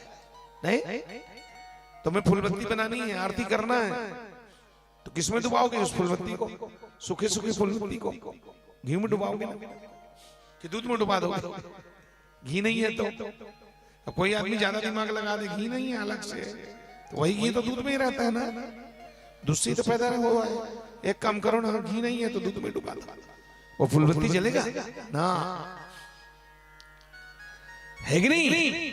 तो भैया क्या है, वेद जो है वो दूध है और भागवत उसका घी है, मक्खन है, जो आनंद भागवत में नहीं। तीन उदाहरण, एक गन्ने का उदाहरण है, शक्कर पैदा होता है गन्ना से, गन्ना बाप है और शक्कर उसका बेटा है। ईमानदारी बताओ, गन्ने का कीमत ज्यादा है कि शक्कर का कीमत ज्यादा है? जिस गन्ना से वो शक्कर पैदा हो गया, जिस खुशियार से है और शक्कर ज्यादा होशियार हो गया, होशियार तो खुशियार ही रहा, शक्कर उससे ज्यादा होशियार हो गया। 1 किलो गन्ना 4 रुपया और 1 किलो शक्कर 40-45 रुपया कीमत में, शक्कर आगे निकल गया, बाप को पीछे छोड़ा। मिठास की दृष्टि से देखो, गन्ने में ज्यादा मिठास है कि शक्कर में ज्यादा मिठास है? और गुण की दृष्टि से देखा जाए तो जो काम शक्कर करता है वो गन्ना करने वाला, जलेबी बनानी है, गुलाब जामुन बनाना है, तो चाशनी किसकी बनेगी? चाशनी किससे बनाएंगे हम? शक्कर से। अब शक्कर नहीं है और गुलाब जामुन बनाना जरूरी है। अब कोई आदमी ज्यादा दिमाग लग रहा है, शक्कर ने तो काम करना, गन्ना का रस तो है ना, तो गन्ने के रस से चाशनी बन जाएगी क्या? ना। तो वेद गन्ना है और भागवत उसका शक्कर है। जो जो आनंद, जो मस्ती, जो रस भागवत में है। ये 3 उदाहरण दिए तो नारद जी की खोपड़ी में बात जम गई। नारद जी ने भागवत की कथा कराई हरिद्वार में, चमत्कार हो गया मेरी माताओं। 1 घंटे भागवत, 1 ही घंटा चला था और 1 घंटे में चमत्कार ये हुआ, जो भक्ति महारानी वृंदावन में जमुना के तट में रो रही थी पुत्र वियोग में, अपने बेटों के दुख को देख करके, वही भक्ति जो है भागवत कथा के सामने साक्षात प्रकट हो गई हरिद्वार में। बोलो भक्ति महारानी। भक्ति सुतौ तौ तरुणौ गृहीत्वा प्रेमई गुरूपा सहसा विरासी, श्री कृष्ण गोविंद हरे मुरारे, हे नाथ नारायण वासुदेव। भक्ति सुतौ तौ तरुणौ गृहीत्वा, भक्ति माता के दोनों पुत्र तरुण हो गए, जो वृद्ध हो गए थे, जो 70-80 साल के जर्जर हो गए थे, जो बुढ़ा गए थे, भागवत सुन के जवान हो गए। तरुणौ गृहीत्वा प्रेमैक रूपा सहसा, अकस्मात् अचानक भक्ति प्रकट हो गई माता। अपने दोनों बच्चों के हाथ को पकड़ करके, बाहों को पकड़ करके जो नाची, इतना नाची है। भक्ति को नाचती देखे, उनके बेटों को जब नाचते देखे तो नारद जी अपनी खुशी को रोक नहीं पाए। माता जो उछल गए नारद। तो वही तो भागवत का था कि आयोजक थे ना। नारद जी ने कहा मेरा भागवत सफल हो गया, मेरी भागवत में साक्षात भक्ति प्रकट हो गई। अब तो भक्ति माता नाच रही थी अपने बच्चों को लेके, उधर तो नारद जी वीणा उठाए और दे वीणा बजा बजा के देव ऋषि नारद जी नाच पड़े। अब जब नारद जी को नाचते देखे माताओं, तो जितने लोग सगा सुदर लोग न्योता में आए थे ना, निमंत्रण में सुनने वाले, वो श्रोता अपने आप को कैसे रोक पाते हैं? नारद जी को नाचते देखे तो जितने श्रोता समस्त सब नाच उठे। एक तरफ भक्ति नाची, दूसरी तरफ भक्त नाचे, पीछे में सारे श्रोता नाचे। जब इनको नाचते देखे तो फिर भगवान अपने आप को कैसे रोक सके? जहाँ भक्त नाचता है वहां भगवान अपने आप को रोक नहीं पाते। मेरी माताओं, चमत्कार हो गया क्या? अरे भागवत से साक्षात भगवान बांके बिहारी प्रकट हो गए और मुरली मनोहर भगवान प्रकट होकर के स्वयं भगवान कृष्णचंद्र नाचने लग गए। बोलो भागवत भगवान की जय। भगवान ठाकुर जी प्रकट हुए और वृंदावन बिहारी प्रकट होकर के जो नाचे पार्षदों को लेकर के आए, अपने गणों को लेकर के आए, अपने सेवकों को लेकर के भगवान अपनी सखाओं को लेकर के आए। खूब नाचे, एक तरफ भक्ति नाचे, दूसरी तरफ सारे भक्त नाचे, तो बीच में स्वयं भगवान नाच रहे थे। और नाच नाच के देवता लोग गा रहे थे, फूलों की वर्षा कर रहे थे। क्या भागवत भगवान, ओ भागवत भगवान पांडुका में आगे, आज हमर बस्ती के भाग जागे, आज हमर बस्ती के भाग जागे। पांडुका हो भागवत भगवान पांडुका में आगे, भागवत भगवान पांडुका में आगे, आज हमर बस्ती के भाग जागे, आज हमर बस्ती के भाग जागे। सब संतों के मुख में राम धुन लागे, सब संतों के मुख में राम धुनी लागे, पार्वती भोला मगन नाचे, पार्वती भोला मगन नाचे, पार्वती भोला मगन नाचे, पार्वती भोला मगन नाचे।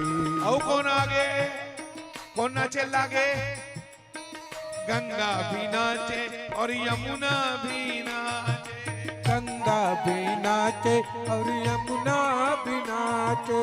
एक बात ध्यान रखना, जहाँ भगवान की कथा होती माताओं, संसार की जितनी पवित्र नदियां हैं, गंगा गोदावरी सरस्वती नर्मदा महानदी, सब भगवान की कथा में पहुंच जाती है मेरी माताओं। सारी नदियां मूर्तिमान हो गई और महिला के रूप में प्रकट हो गई। गंगा भी नाचे मां यमुना भी नाचे, गंगा भी नाचे और यमुना भी नाचे। धीरे धीरे धीरे धीरे सरजू बहने लागे, धीरे धीरे सरजू बहने लागे, पार्वती भोला मगन नाचे, पार्वती भोला मगन नाचे। सब संतों के मुख में जयकारा लागे, सब संतों के मुख में जयकारा लागे, पार्वती भोला मगन नाचे, पार्वती भोला मगन नाचे। ओ राधा भी नाचे कन्हैया भी नाचे, राधा भी नाचे कन्हैया भी नाचे।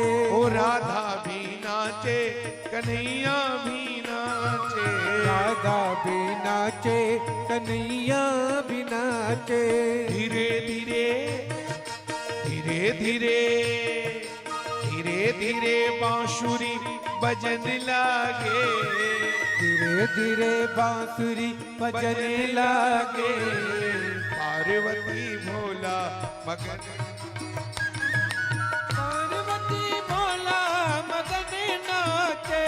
ओ भागवत भगवान हमर गांव में आगे, भागवत भगवान हमर गाँव में आगे, आज हमर पांडुका के भाग जागे, आज हमर पांडुका के भाग जागे, आज हमर बस्ती के भाग जागे, आज हमर बस्ती के भाग जागे। लइका सियान सब झूमे नाचे, लइका सियान सब झूमे नाचे, ओ बुढ़वा जवान सब मगन नाचे, बुढ़वा जवान सब मगन नाचे, आज हमर बस्ती के भाग जागे, आज हमर बस्ती के भाग जागे।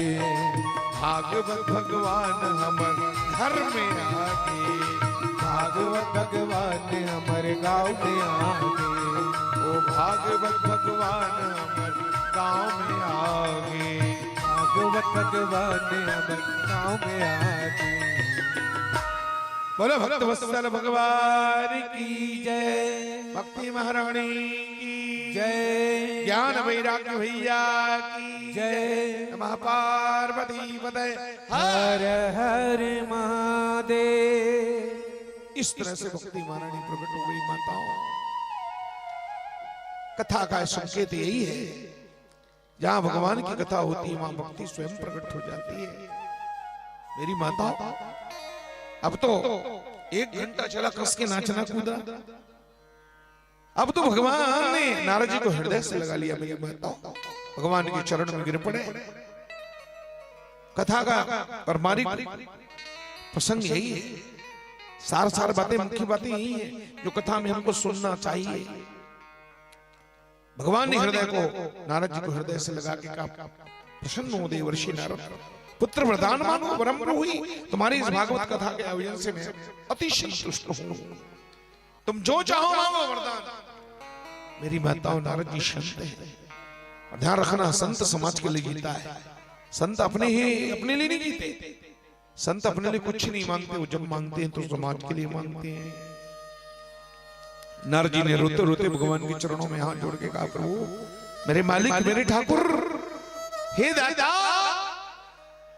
अगर आप मेरी भक्ति से प्रसन्न, मेरे भागवत कथा के आयोजन से प्रसन्न, और मुझ गरीब को अगर कुछ देना चाहते हैं तो मुझे एक वचन दे दो प्रभु। मुझे सोना चांदी हीरा मोती से क्या लेना है? एक वचन चाहिए मुझे वरदान के रूप में। भगवान बोले, मांग लो, कई वचन मांगो। नारद जी बोले, नहीं, मुझे एक ही वचन चाहिए। भगवान ने कहा, मांगो। तब नारद जी ने क्या कहा, प्रभु जैसे मेरी भागवत की कथा में आप पहले दिन प्रकट हुए हो ना, बस मेरे मालिक, अगर मुझ गरीब को कुछ वरदान देना चाहते हो तो एक ही वचन चाहिए वरदान के रूप में। जैसे मेरी कथा में आप भागवत में प्रकट हुए हो, इसी तरह दुनिया में कहीं भी कभी भी किसी के घर के प्रांगण में जब भागवत की कथा का सुंदर आयोजन हो तो प्रभु जैसे मेरी भागवत में आए हो, उसी तरह दुनिया में कहीं भी भागवत हो, उस भागवत में भी आपको प्रकट होना है। मुझे एक वचन दे दो। भगवान बोले, तथास्तु एव मस्तु। नारद जी, मैं वचन देता हूं, जहां मेरी भागवत की कथा होगी वहां मैं अवश्य प्रकट होऊंगा। बोलो भक्त वत्सल भगवान। भगवान ने वचन दिया है नारद जी को, जहां मेरी भागवत की कथा होगी वहां मैं निश्चित आऊंगा।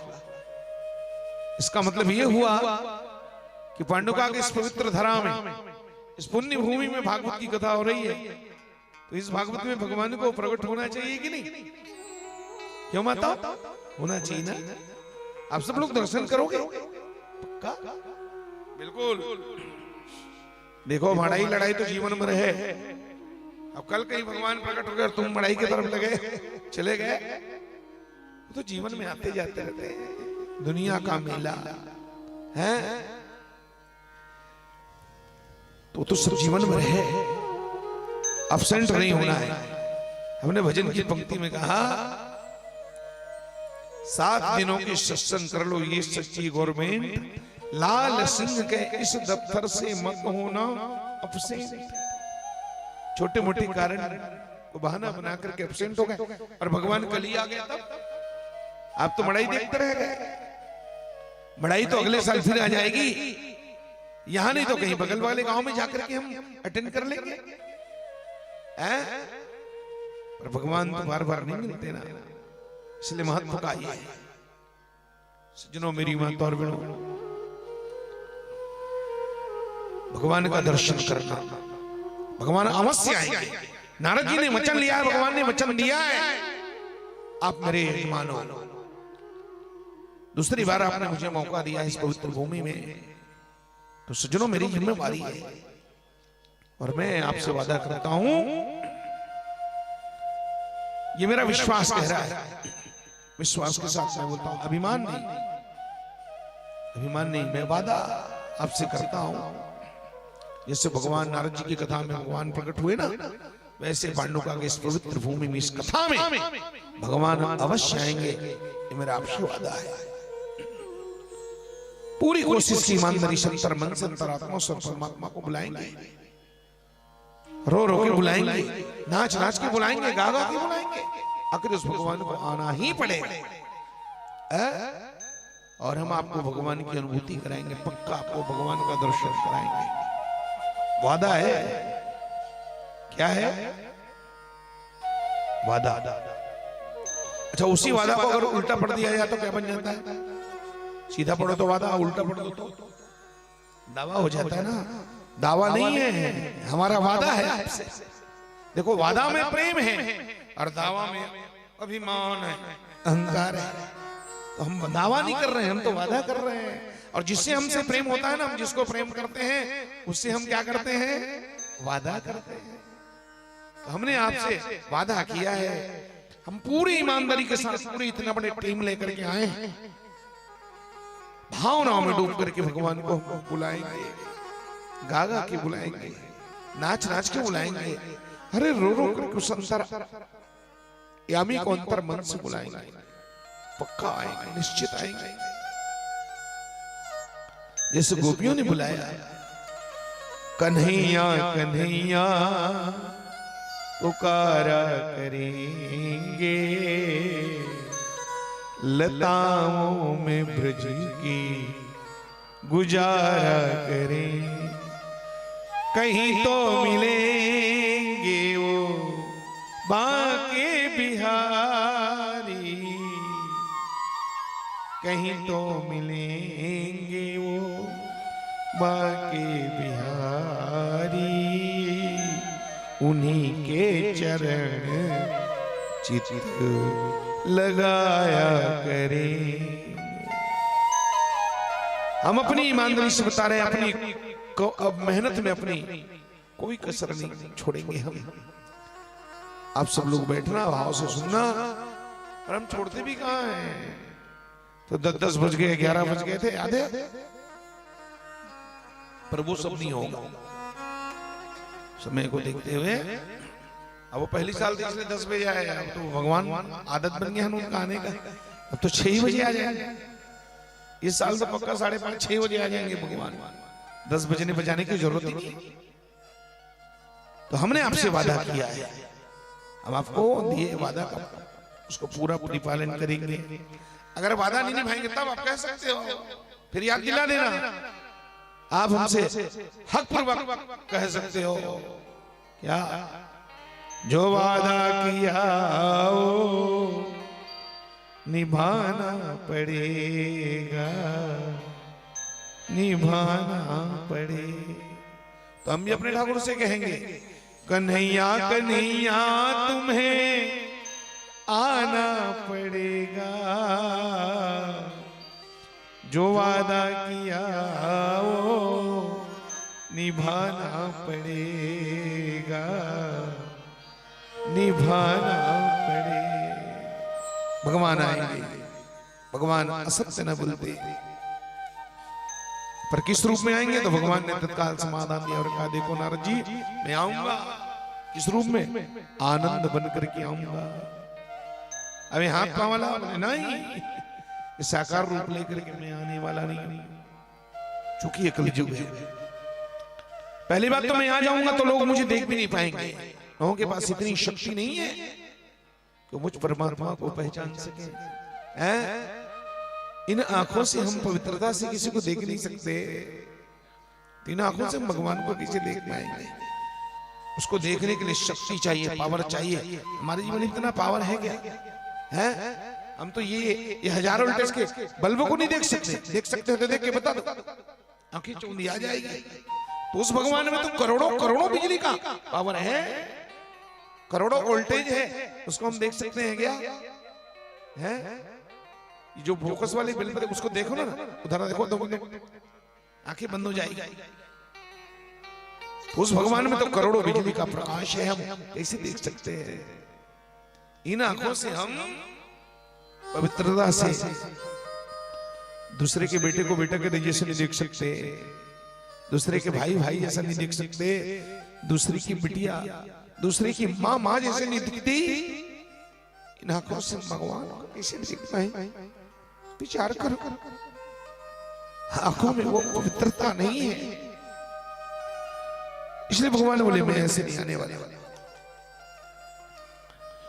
दूसरी बात है, मैं आ भी जाऊं कोई दिक्कत नहीं, पर यहां लोग बुद्धि से जीते हैं ना, इतने पढ़े लिखे हो गए, इतने नॉलेज हो गया कॉलेज में पढ़ करके। अब कॉलेज वाले हर बात को बुद्धि के तराजू से तौलते हैं। अगर मैं कहूंगा कि लो प्रकट हो गया पांडु का वाला, चलो चलो दर्शन करो दर्शन करो, तो जो भावुक भगत है, जिनके मन में भाव है, श्रद्धा है, वो तो दौड़ पड़ेंगे, भगवान आ गए, लिपट जाएंगे चरणों से। पर जो पढ़े लिखे हैं ना तार्किक लोग, वो कहेंगे आप भगवान हो, क्या सबूत है आप भगवान हो?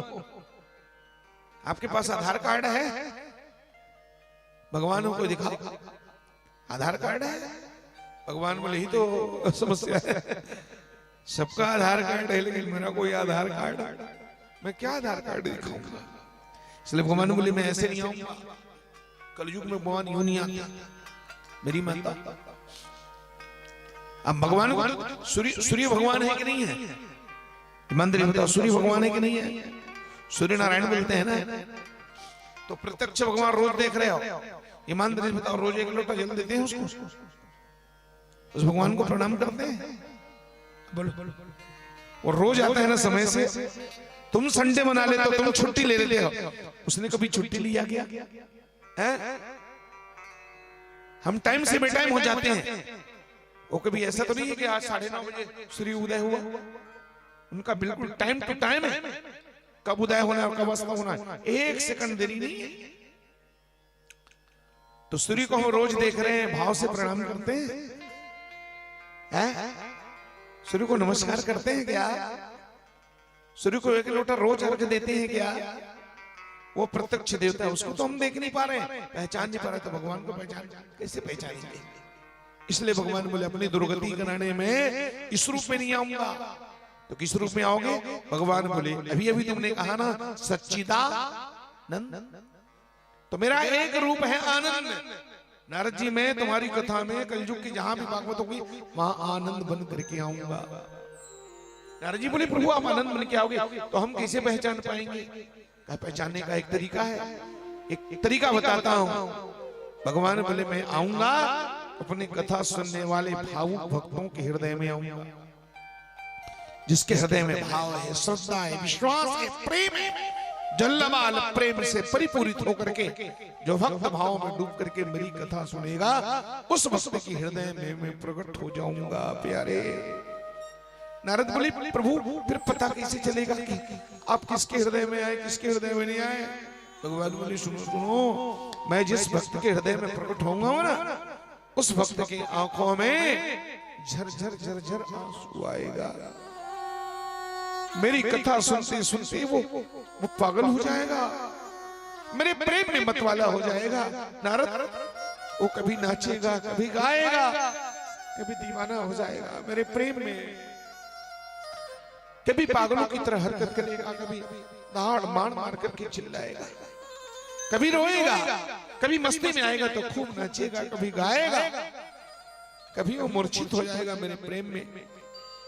अगर किसी की दशा ऐसी होगी मेरी कथा सुनते सुनते, तो समझ लेना कि मैं अपने भक्त के हृदय में प्रकट हो गया हूं। तो मेरा आपसे निवेदन है, इतना बड़ा आयोजन है और इतनी सारी व्यवस्था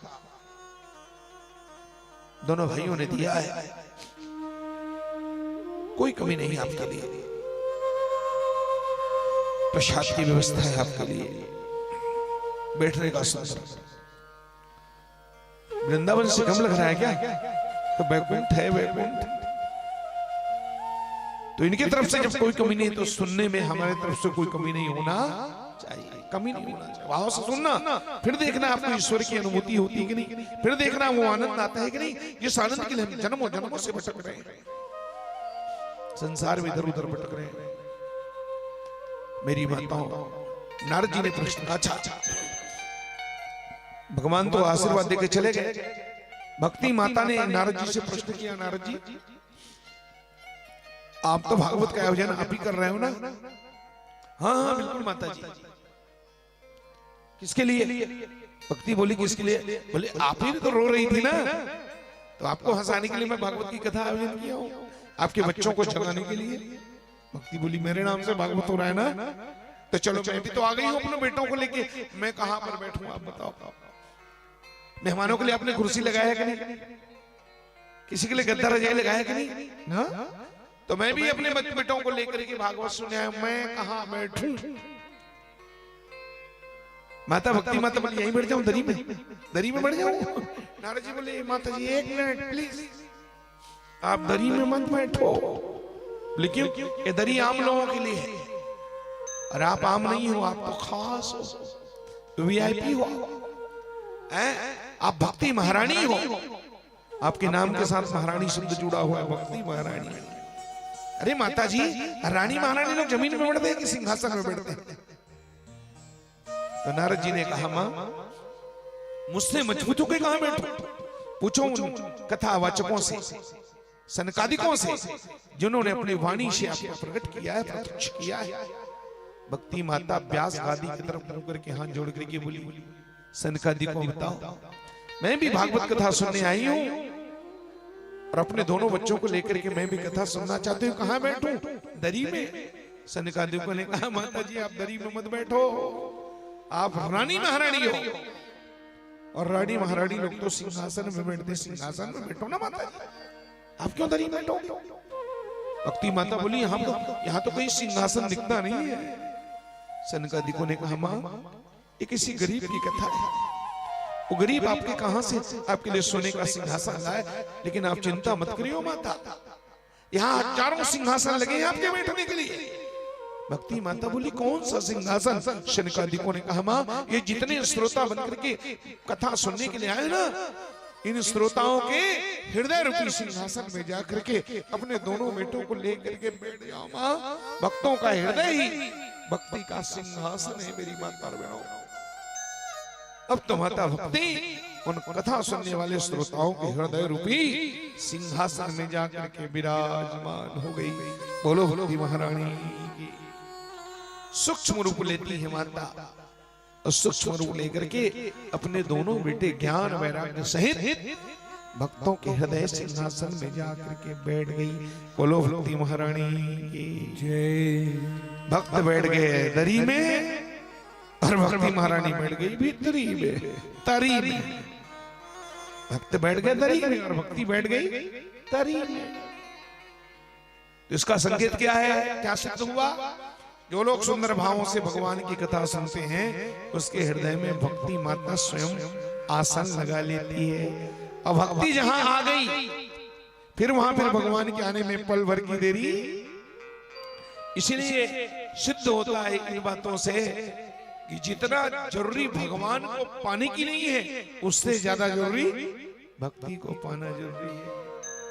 जितना जरूरी भगवान को पाना नहीं, उससे ज्यादा जरूरी, क्योंकि भक्ति के बिना भगवान मिलने वाले, भक्ति कौन है जानते हैं?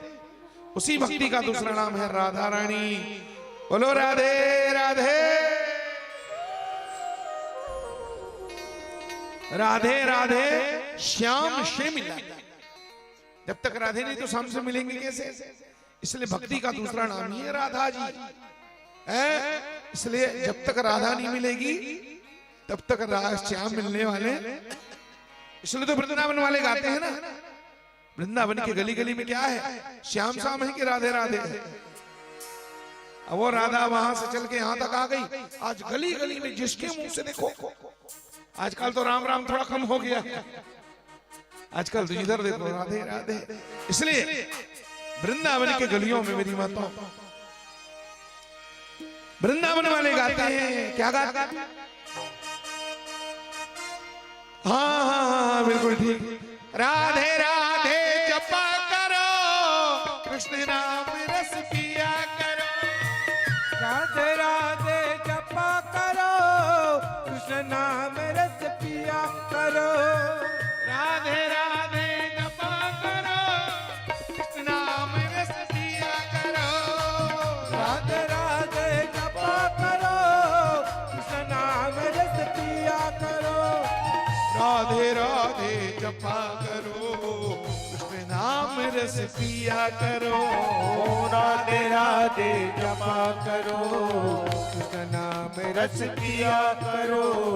राधे राधे जपा करो, कृष्ण नाम रस पिया करो। हे राधे राधे जपा करो, कृष्ण नाम रस पिया करो। ओ राधे ओ राधे ओ राधे राधे राधे राधे राधे राधे राधे करो, कृष्ण नाम रस पिया करो। राधे राधे जपा करो, कृष्ण नाम रस पिया करो।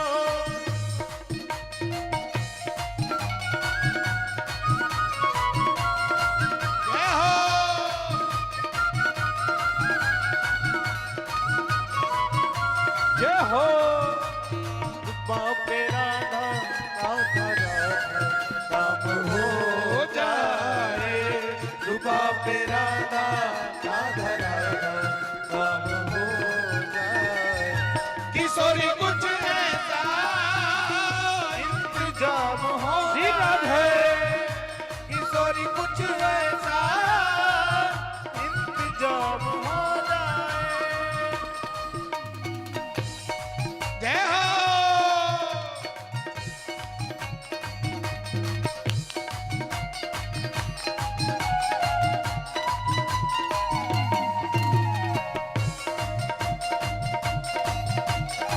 श्री राधे।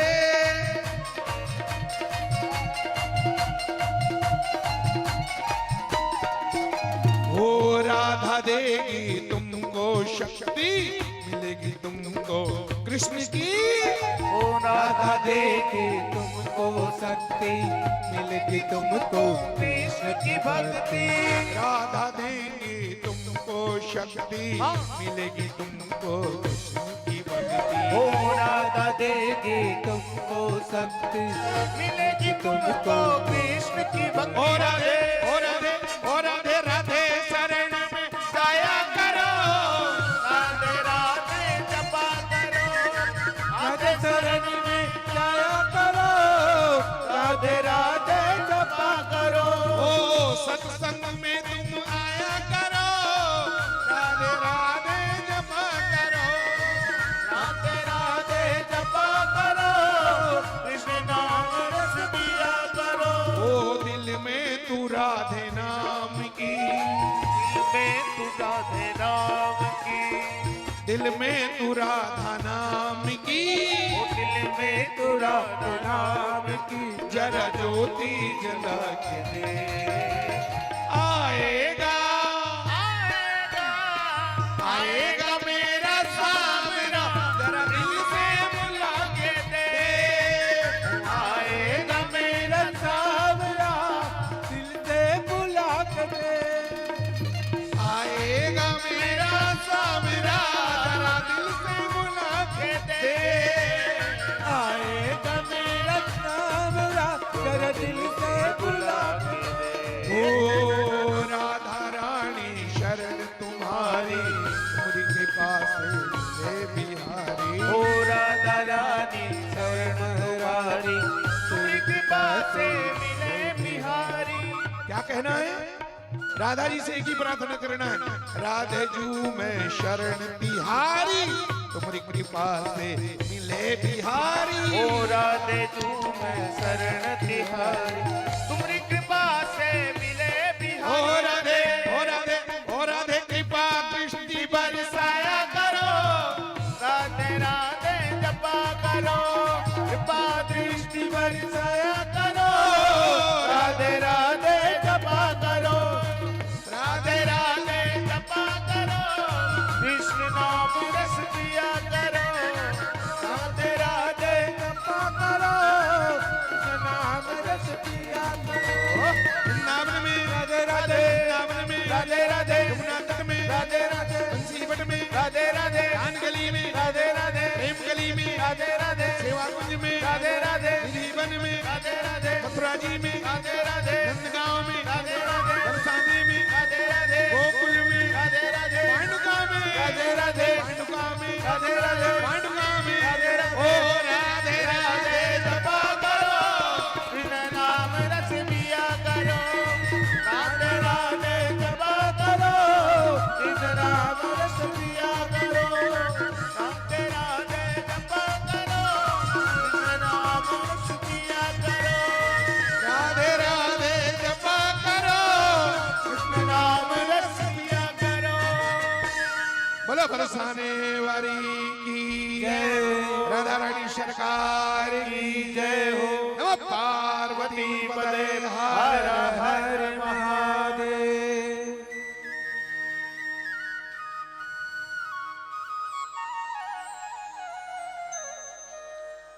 मुनि दुर्लभ हरि भगति नर,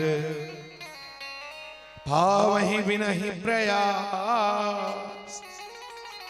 मेरी माताओं सज्जनों, भगवान की भक्ति मुनि महात्माओं को भी दुर्लभ है। इसी भक्ति को पाने के लिए लोग घर द्वार छोड़ करके, परिवार छोड़ करके, जिंदगी के सारे सुखों को छोड़ करके लोग हिमालय की गुफाओं में जाकर के बैठ जाते हैं। मुनि दुर्लभ हरि भगति नर, मुनि महात्माओं की भगवान की भक्ति परम दुर्लभ है। उसको ये पांडुका के नर नारी सहज में पा सकते हैं, पांडुका के भावु भक्त सहज में पा सकते हैं।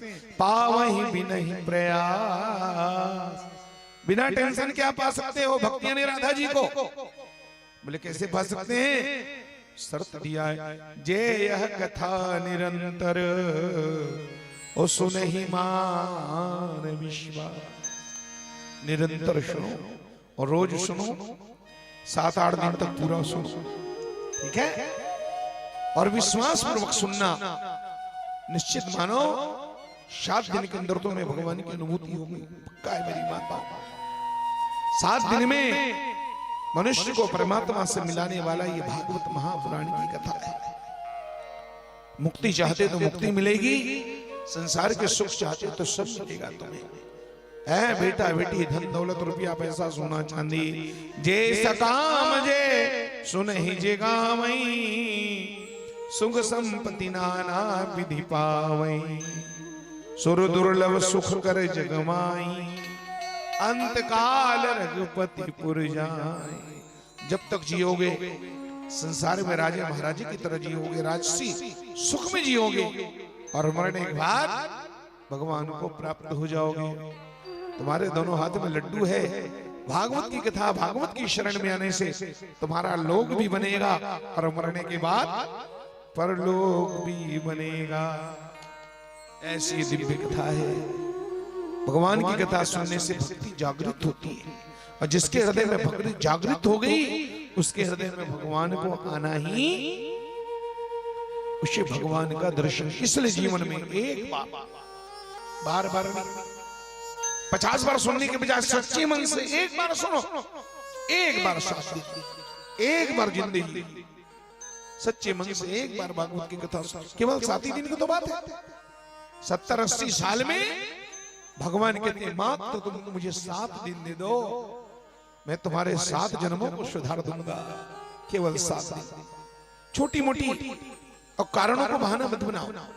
आज यहां जाना है, कल वहां जाना है, कल वहां जाना है उसकी चिंता है, पर वहां जाना है उसकी चिंता नहीं, वहां जाना है। समझ गए? भगवान के घर जाना है।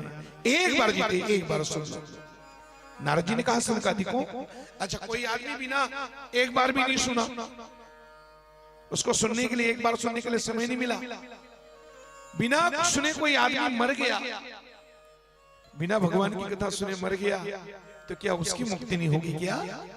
तब सनकादिकों ने कहा, नारद जी सुनो, अगर कोई व्यक्ति जीते जी एक बार भगवान की कथा नहीं सुन पाया, तो मरने के बाद एक बार भगवान की कथा सुन ले, उसका भी बेड़ा पार निश्चित है। बोलो भागवत भगवान की। इस शरीर के जीवित रहते रहते अगर जीते जी कोई भगवान की कथा एक बार नहीं सुन पाया, तो मरने के बाद भागवत की कथा सुन ले। अब तो नारद जी के कान खड़े हो गए। नारद जी ने कहा, भैया मरने के बाद आदमी कैसे सुनेगा? अच्छा किसने सुना मरने के बाद? सनकादियों ने कहा, आदमी मरता है तो उसका स्थूल शरीर मरता है, ये पंच तत्व वाला शरीर मरता है, हाड़ मांस का शरीर मरता है, उसके अंदर का आत्म शरीर मरने वाला उसी आत्म शरीर में रह करके सुन ले, उसका कायाकल्प हो जाएगा। किसने सुना? फिर धुंधकारी का उदाहरण आया। दूसरी कथा धुंधकारी का है। धुंधकारी ने जीते जीते नहीं सुना भागवत, धुंधकारी तो प्रेत योनि में रह करके मरने के बाद सुना। मेरी माताओं, दुनिया का ऐसा कोई कुकर्म नहीं है जो धुंधकारी ने न किया हो। चोरी जारी से लेकर के अपने माता पिता तक उसने मारा था। विषयाओं ने आखिर उसको मार डाला। मांसाहार किया, मद्यपान किया। मद्यपान भयंकर बड़ा महापाप माना गया है। ऐसे ऐसे महापाप का काम उस महापापी ने किया।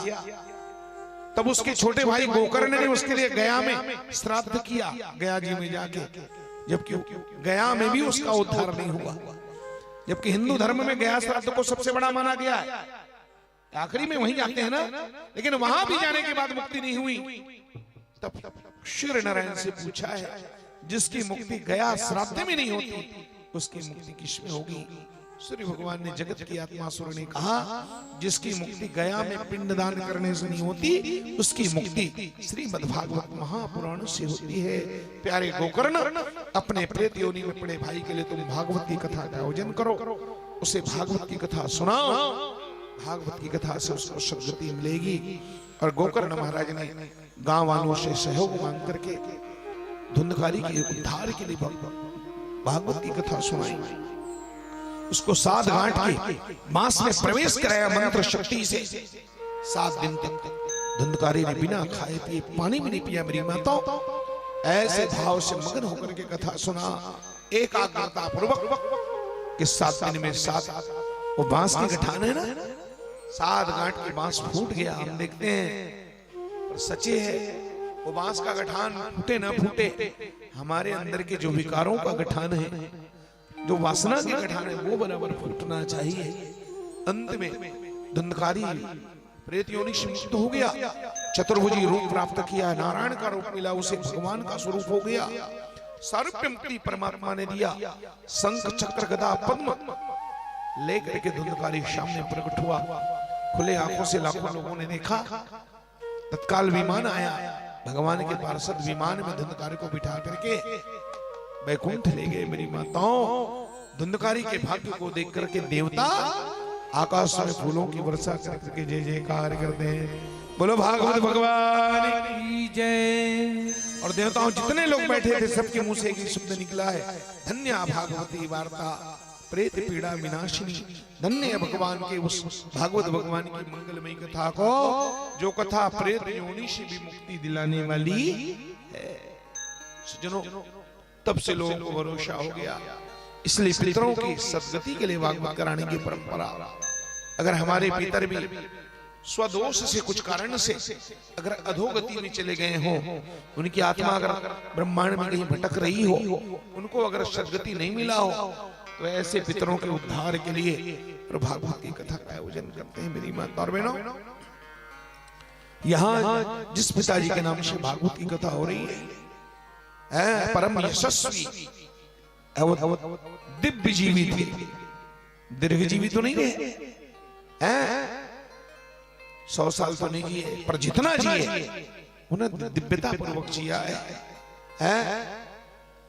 उन्होंने कबीर बाबा के उस वाक्य को सिद्ध कर दिया, सार्थक कर दिया कि कबीरा, जब हम पैदा हुए हम हंसे, जग हंसे हम रोए, और ऐसी करनी कर चलो कि हम हंसे सारी दुनिया रोए।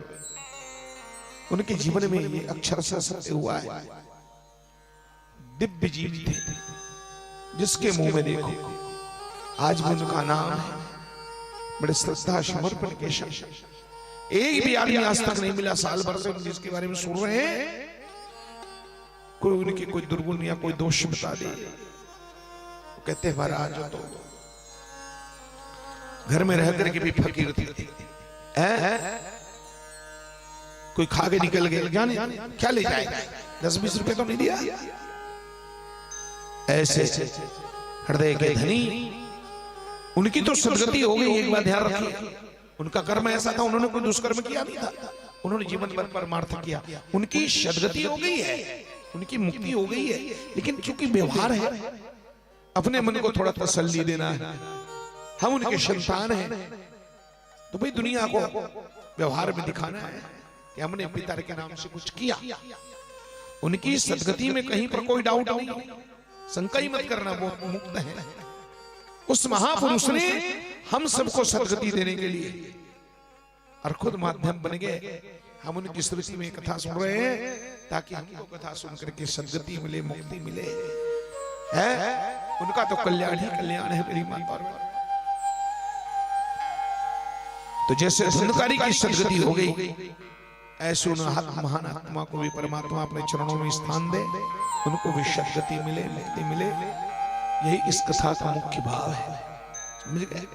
उनको तो मिलना ही मिलना है, लेकिन उनके माध्यम से, उनकी स्मृति में हजारों लोग सुनेंगे, उनको मुक्ति मिलेगी ही नहीं मिलेगी। एक के माध्यम से, वो कितने बड़े पुण्यात्मा है, जिसने पुण्य से लोगों को खींचा है।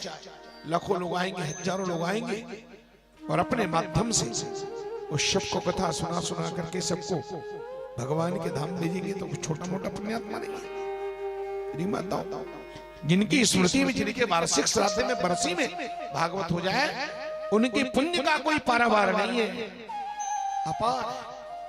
ऐसे दिव्य महापुरुष के और पावन स्मृति में भागवत की कथा हो जाओ। साहू परिवार के द्वारा सम्मानीय माता जी, उनके दोनों सुपुत्र राम लक्ष्मण कृष्ण बलराम की तरह चिरंजीवी भैया श्री नागेंद्र साहू जी और भैया गौतम भैया, उनकी सहधर्मिणी दोनों बहनों की तरफ से, उनके समस्त कुटुंब परिवार की ओर से इस कथा का आयोजन है। बस भाव से सुनिए, समय निकालिए, फिर देखिए रस का वर्षण होगा धीरे धीरे धीरे धीरे, है ना भैया। ये व्यवहार है, नियम है, सिद्धांत है। हम जावन डालते हैं सुबह तो शाम को मक्खन नहीं निकल जाता, दही जमाते तो शाम को निकल जाता है क्या? नियम ही नहीं है। जमाए होते 2-4 दिन जमने में लगता है कि नहीं, 2-4-5 दिन जमता है, फिर मंथन करते हैं, तब जाके मक्खन निकलता है। तो एक तरह से हम लोगों ने भी आज ही तो जावन डाला है। 4 बजे हम लोग जावन डाले हैं, 4 बजे जमाए हैं। अब वो जमेगा, वो जावन डाल दिया। आज थोड़ा सा जमा, कल और थोड़ा ज्यादा जमेगा, परसों और जमेगा, परसों और थोड़ा ज्यादा जमेगा। मंथन चल रहा है। और ध्यान रखना, दही कस के अच्छा जम जाए ना तो फिर मक्खन पैदा होता है। और भागवत कहीं जम जाए तो मक्खन नहीं, सीधे मक्खन चोर ही प्रकट होते हैं भागवत में। बोलो माखन चोर भगवान की जय। यहाँ 5वां दिन मक्खन नहीं, सीधे मक्खन चुराने वाले ही प्रकट हो जाएंगे। आज हमने जावन डाल दिया है, जमा रहे धीरे धीरे। आप सब लोग आइए प्रेम से, फिर देखिए आनंद ही आनंद है। आज की कथा को यही विराम दे देते हैं। 6वें अध्याय में है नियम यथा शक्ति तथा भक्ति, खाओ पियो आनंद में रहो। ठीक है, जो गरिष्ठ पदार्थ है, जो शास्त्रोचित नहीं है, उससे दूर रहो। बाकी तो बढ़िया है, पवित्रता पूर्वक भोजन बन रहा है। दुनियादारी के चक्कर में नहीं रहना, किसी की निंदा चाली चुगली में अपने को रहना नहीं है नहीं, संसारिक चर्चाओं में नहीं, भगवान की कथा में मस्त रहो। शक्ति सामर्थ्य है आपके पास, आप तो राजा हो, है नहीं, किस्मत के राजा हो। जितने लोग आएंगे उनके लिए पहले ही व्यवस्था है। खिलाओ पिलाओ, सम्मान दो उन्हें, मीठी वाणी दो, उत्सव मनाओ, खूब आनंद मनाना, फिर परमानंद। यही नियम है 6वें अध्याय। आज की कथा 6 अध्याय में होती है। सार मुख्य मुख्य बातें मैंने बता दिया। अब धुंधकारी की कथा लंबा चौड़ा तो सब जानते हो। आत्मदेव ब्राह्मण, उसकी पत्नी धुंधली का बेटा है, कहानी तो जानती हो ना। उसका सार भाग क्या है? धुंधकारी अपने कुकर्मों से प्रेत योनि में पहुंच गया था। जीते जी भागवत नहीं सुना तो मरने के बाद भागवत सुना। उसकी गति हुई कि नहीं हुई? अब समझना ही है, जब वो मर करके वो भूत भगवान बन गया भागवत सुन के, तो जिंदा इंसान हम भागवत सुन के भगवान बनेंगे कि नहीं? अर्थात निश्चित हमारी भी सद्गति होगी, हमें भी मुक्ति मिलेगा, हमें भी भगवान मिलेंगे। और उस पितर के नाम पर तो क्या कहना है। मैंने कहा ना, वो पहले मुक्त हो चुके हैं, वो तो मुक्ति चले गए। हम सबकी मुक्ति हो जाए, इसलिए वो अपने पुण्य से यहाँ पर ठाकुर जी को बुलाए, भागवत भगवान को।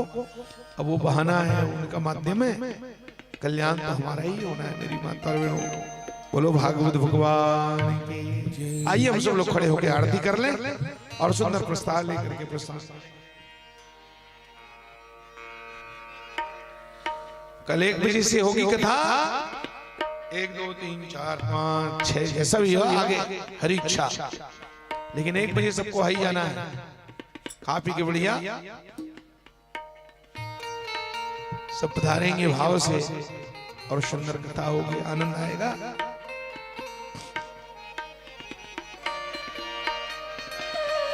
गिरिधर तेरे आरती गाऊं, गिरधर तेरी आरती गाऊं, श्री बांके बिहारी तेरी आरती गाऊं, श्री बांके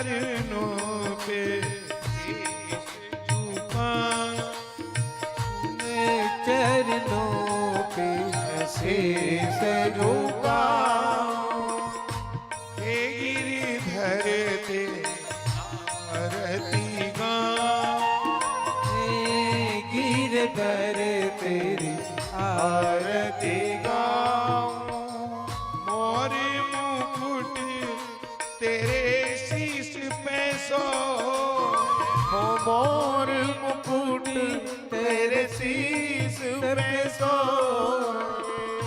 प्यारी बंसी मेरा मन मोह, हो प्यारी बंसी मेरो मन मोहे, मैं देख छवि बलिहारी जाऊं, मैं देख छवि बलिहारी जाऊं, गिरधर तेरी आरती गाऊं, श्री बांके बिहारी तेरी आरती गाऊं, हरिदास के स्वामी तुम हो, श्री हरिदास के स्वामी तुम हो, मेरे प्यारे जीवन धन हो, मेरे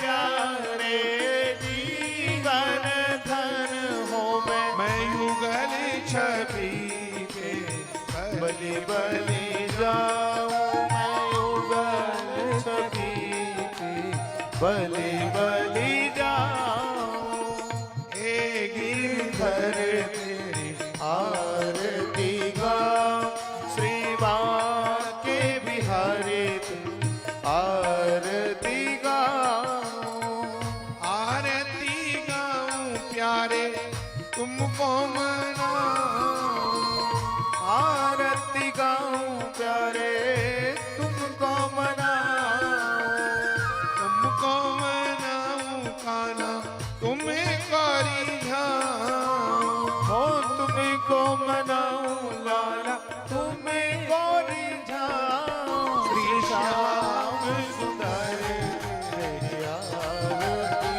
गाऊं, मेरी बांके बिहारी तेरी आरती गाऊं, हे गिरधर तेरी आरती गाऊं, श्री रास बिहारी तेरी आरती गाऊं, हे बांके बिहारी आरती गाऊं। बोलो वृंदावन बिहारी लाल की की जय। कर्पूर गौरम करुणावतारम संसार सार बुझे गिरहारम सदा वसंतमो हृदयारविंदे भवं भवामि सहितं नमामि त्वमेव माता च पिता त्वमेव त्वमेव बन्धु च सखा त्वमेव त्वमेव विद्या द्रविणं त्वमेव त्वमेव सर्वं मम देव देव श्री कृष्ण गोविंद हरे मुरारे हे नाथ नारायण वासुदेव। हरि ओम चंद्रमा मनसो जात सबसो विरोया शूद्र द्वैष प्राण संपाद जात ओम ज्ञानी कानि च पापानि जन्मांतर किजानि तानि शर्वाणि निश्चन्तो प्रदक्षिणाम पदे पदे हरि ओम